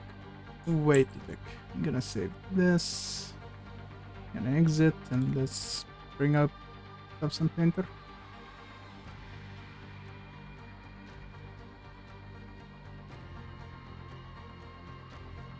Okay. Now let me grab the low poly, put it there, press OK. Let's grab the high poly really quick so we can bake. Let's set this to 4K. NTL is into 2x2. Gonna go back here, models, brick walls, high poly, okay. And then I'm gonna disable the thickness, don't need that. And wait for it to basically bake. This is gonna take a while, so it's fine. And you know what, since this is gonna take a while, I'm gonna just be back in a second.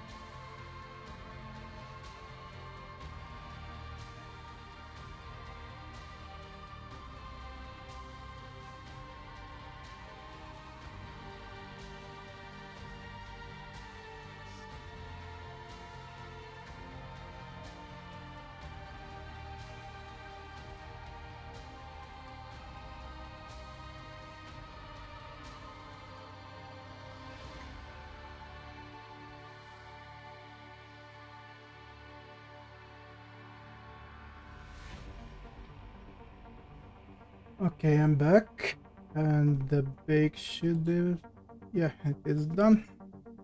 And let's press OK on that. And if I look closely, I would think everything is fine. Not everything.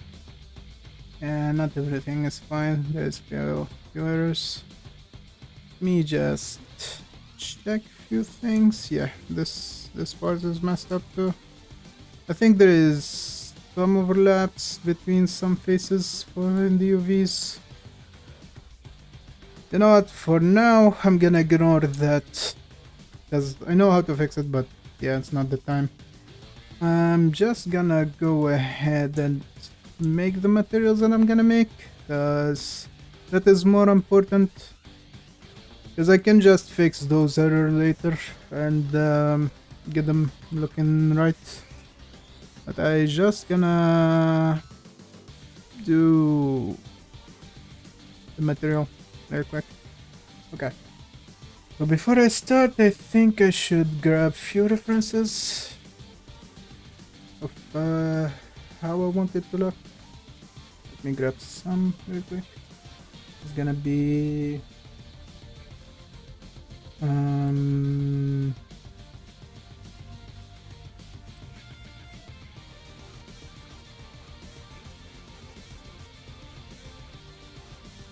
gonna look for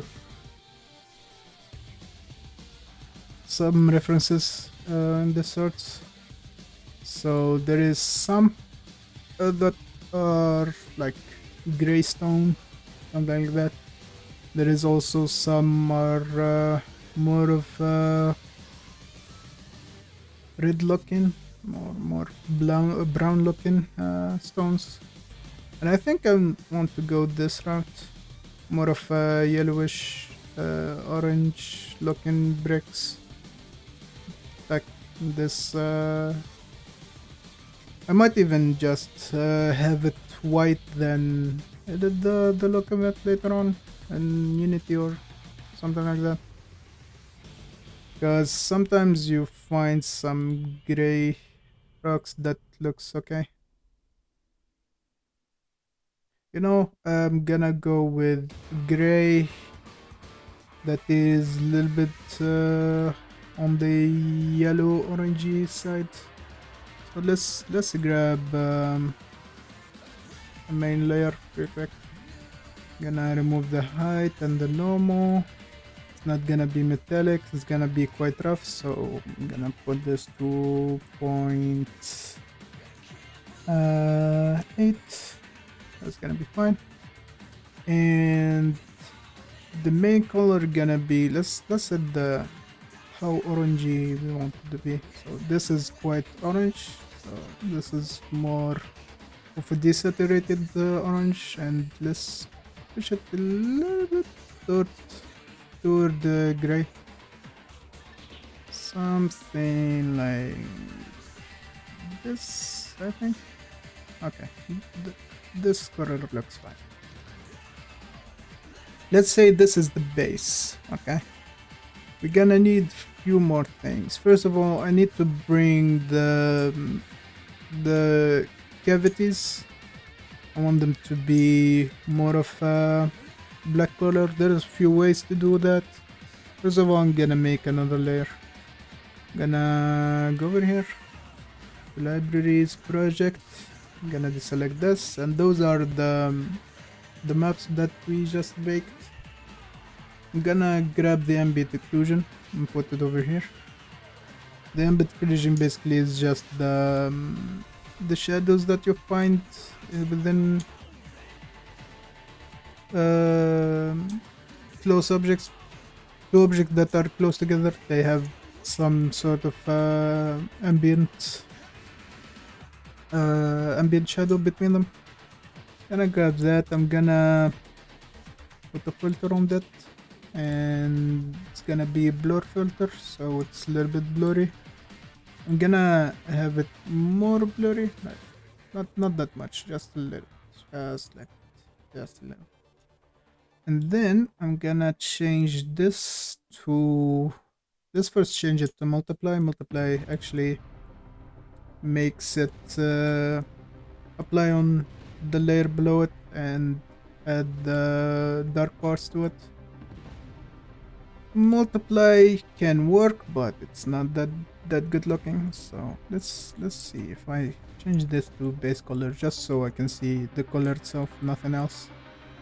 Gonna go ahead and even change this on the fly. So that's the white. We need it to look the same color, but darker, but not black. Don't want it to be black.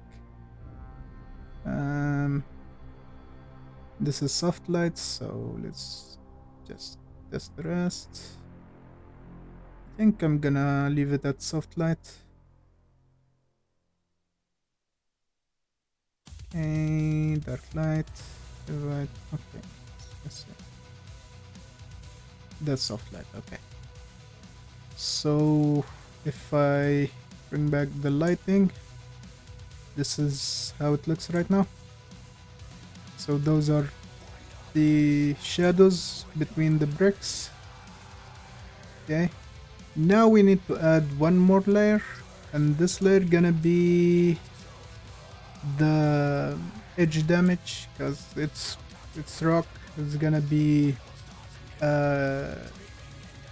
more of whitish on the edges when it's interacting with the elements. So gonna add another layer.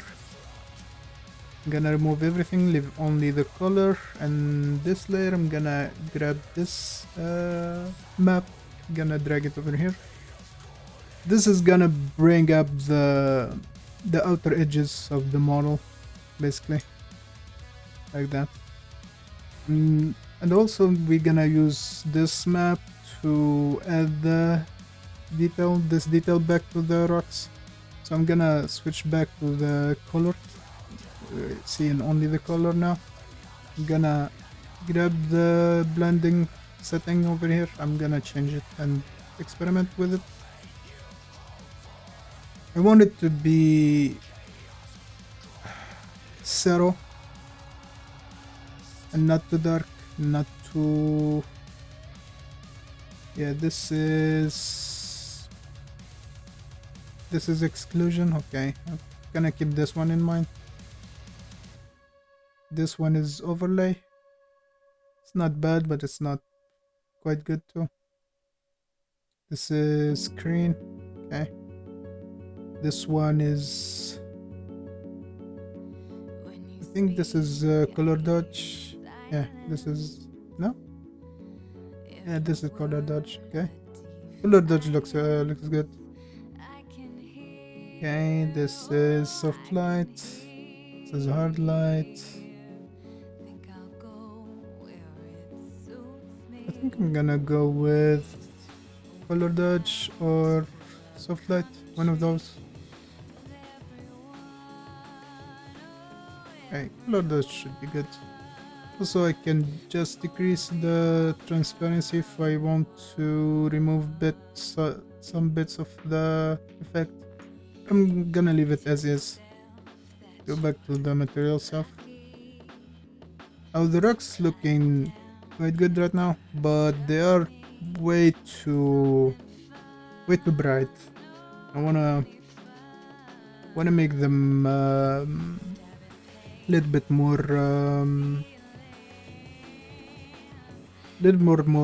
dark. So I'm gonna change the base color till I find the color that I want. Still want them to be a little bit saturated, but not that much. Something like this should be good. I'm gonna change the angle of the light just to see them on the dark side of the light, how they look. And that is not bad. Okay. Now those are two parts of the puzzle. There's still more parts.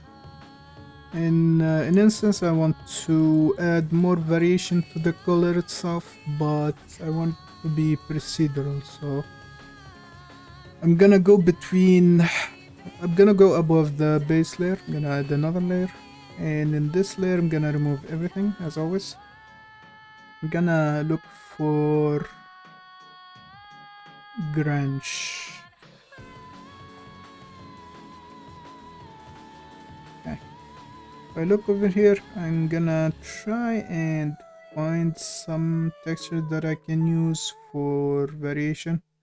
I would use clouds, like some sort of soft noise textures, but I really don't want to do that. I want to have some stuff like this, quite hard and harsh. I'm gonna set this to triplanar, so it follows like a cube projection. It doesn't follow the UV of the texture itself. And then I'm gonna leave this one, the tiling. I'm gonna change the tiling amount over here. So I'm gonna change this way. Okay. I want those lines to follow this direction, so I'm gonna go up and rotate the texture like this, 90 degrees. This is gonna make it follow this direction, the red arrow. Okay, that looks alright.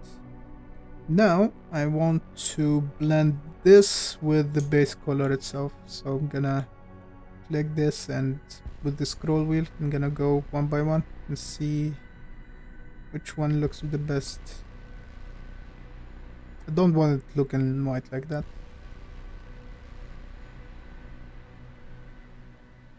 I think, yeah, color dodge or soft light. Actually, color dodge is the best looking. Yeah, looks good. I can also just decrease the the opacity a little bit, so I'm gonna put this to 50%. So it's not so bright.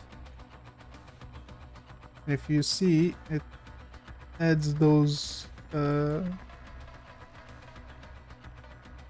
lines.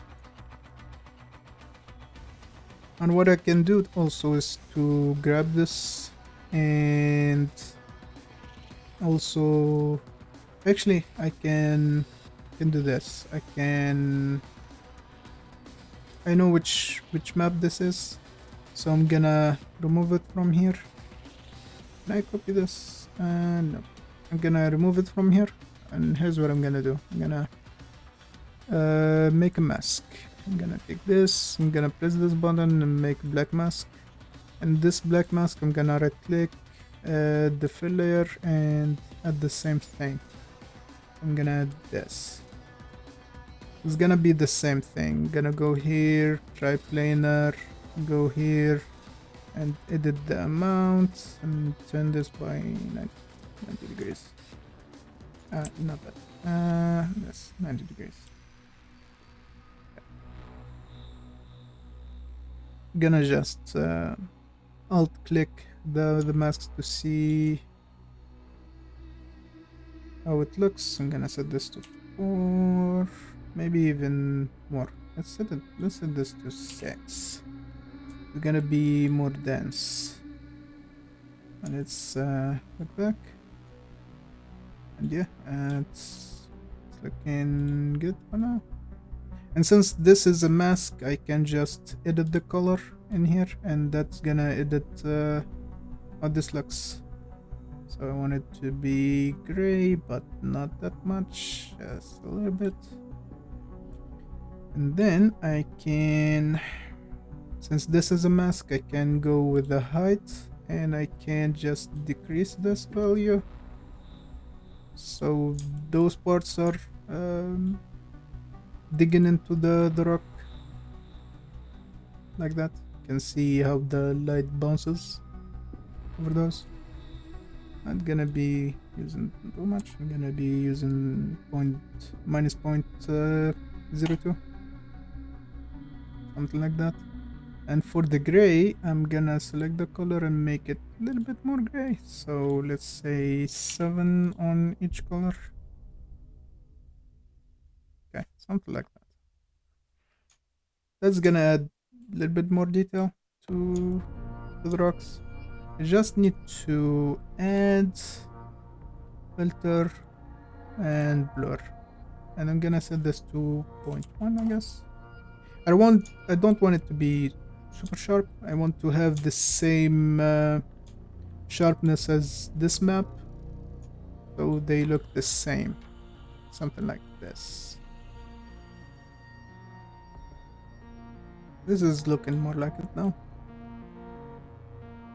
Okay, what else I can do? I can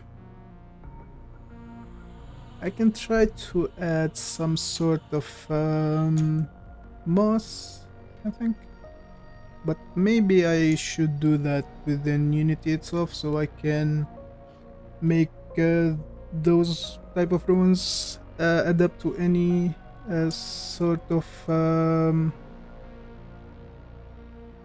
like condition. If it's moist and in the jungle, gonna be moss. If it's snow, it's gonna be snow. If it's desert, it's gonna be sand and other stuff on top of it. But just to try it, I'm gonna add another layer just quickly and make it some sort of yellowish green, something like this. I need it to be a little bit dark, something like this. I'm gonna go here, all libraries. I'm gonna grab this. I'm gonna go look for moss. There is this one. You can drop it like that. This is one way to add some moss. Also, I can, since this is a mask, I can just add a little bit of light to the moss. 0.03 should do it.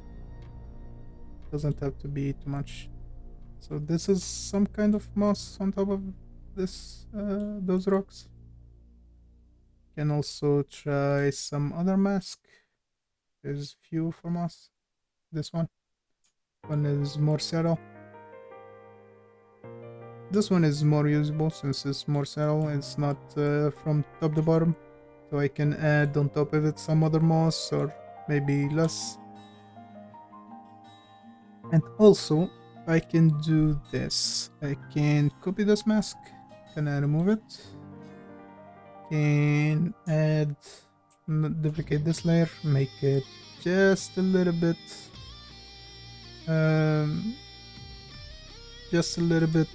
brighter, maybe even a little bit more. And then I can add black mask and add a fill layer here. And here I can go for noise or cloud. Cloud 3. And what this done gonna do is gonna introduce some variation to the color. So I'm gonna just add like this, add a little bit of contrast like this, something like this. Maybe set this to triplanar and add some scale, not much, just a little bit. And I'm gonna select those two. Gonna Control G to group them. I'm gonna paste mask over here.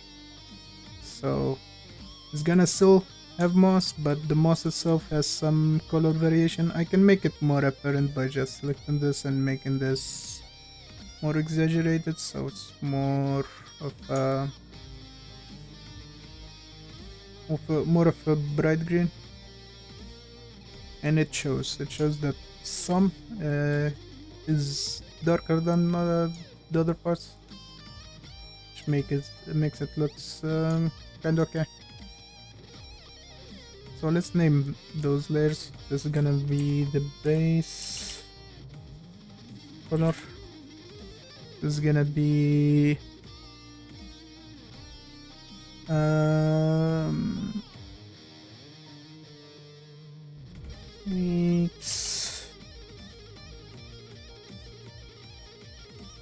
this is gonna be this is just called by its name, so this is gonna be AO. This is gonna be curvature, so this is gonna be the moss, which is not gonna be, I'm not gonna be using this to be honest, but I'm gonna have it anyway. So this is gonna be right, and just remove the height, don't need that. This is gonna be dark. I'm gonna leave the height in this one, and I'm gonna decrease it just a little bit to be honest. 0.2, 0.02. Yeah.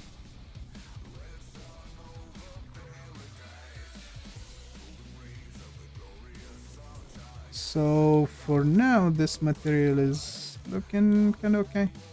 Might even do one more thing. I'm gonna get this mask. I'm gonna copy, no, not the layer. I'm gonna grab the whole mask, copy mask. I'm gonna add another layer on top of the color, like this.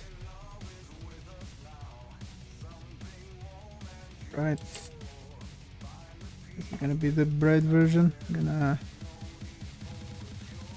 put the mask in, and I'm gonna make this brighter, just a little bit brighter.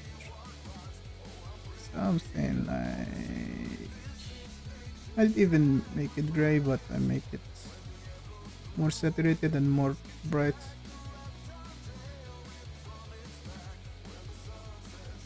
Okay, something like this. And I might even add more contrast to this, something like this.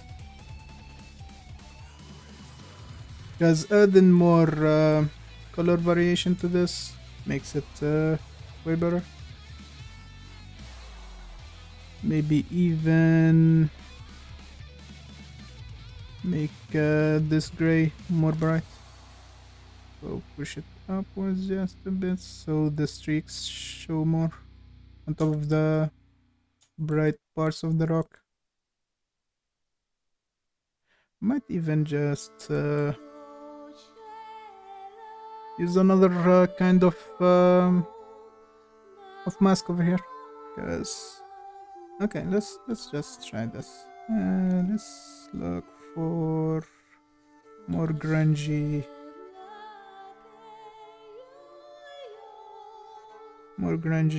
mask.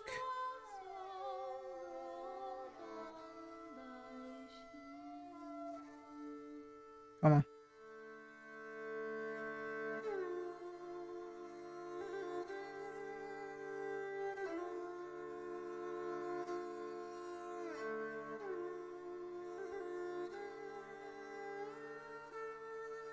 Okay, let's use this one. Yeah, this one gives more better looking texture. Turn it by 90 degrees like the streaks. Yeah, this makes it look like actual stone more than the other one. Might even increase the value of this a bit more. And maybe even add in the blur filter and 0.05. Make it a little bit blurry. Maybe disable the mouse layer real quick just to see the difference. So this is the rock on its own with the detail we added. Let me just see. Okay. I don't want it to be vertical this way, I want it to be horizontal this way, so I'm gonna try to rotate it a little bit more. You can rotate it in other direction using expanding this menu. Okay, not that way, so it should be this way. So 90, let's see, 90 this way. Let's return this to 0. Now can do this 90 degrees. Okay, let's see. I want it to be like this.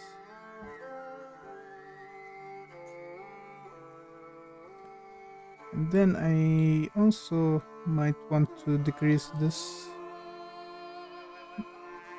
part. Put it to 0.9. Just to make a harsher transition between vertical and horizontal. Now if I turn it back, and this should be looking better. Okay, this is not bad. Looks okay. Let's see, it's in the shade how it looks. This is when it's in the shade. Looks quite alright. With some lighting and some shader work, I think it's gonna look good. So for now, I'm gonna add the mouse just for looks. Also, I as I said, I need to go back and fix some parts of this. Also, I think I'm gonna do this because it's not using triplanar. Okay, this is good. In case if I'm gonna be using this, so basically this is the mouse and this is without the mouse. I might export both sets of textures and see how they look in the game, but other than that it's gonna be without mouse for now. So to finish this, I'm gonna select all of this, Control G, Gonna name this stylize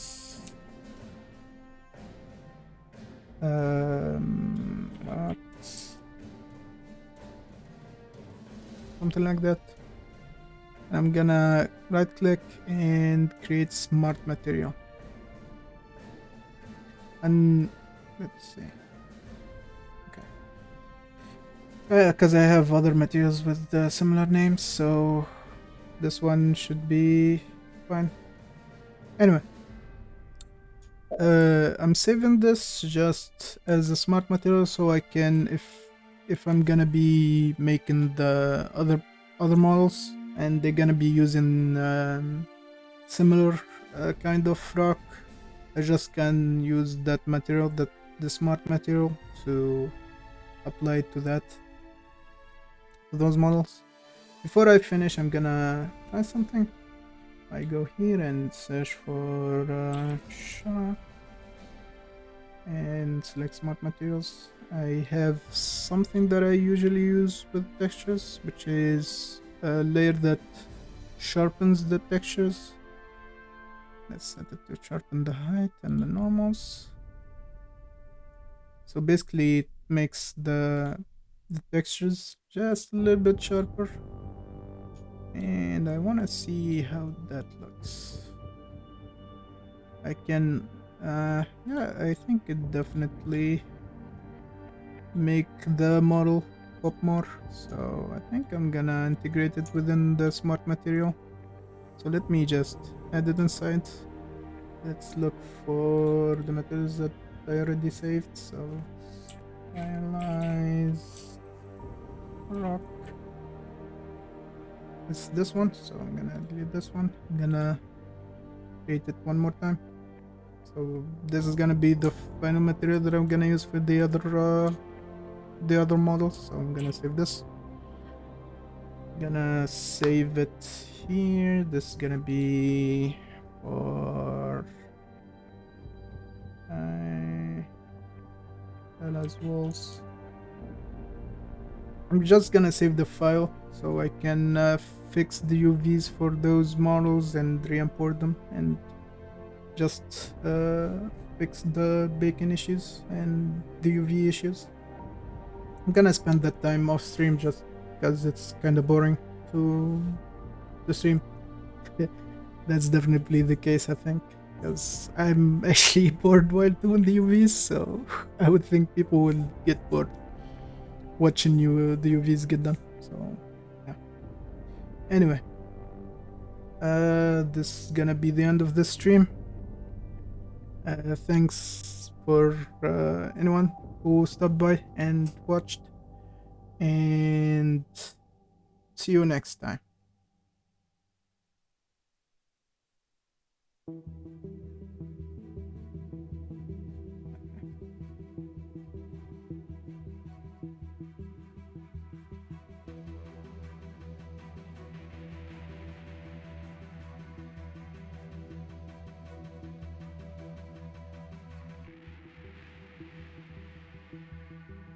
Looking down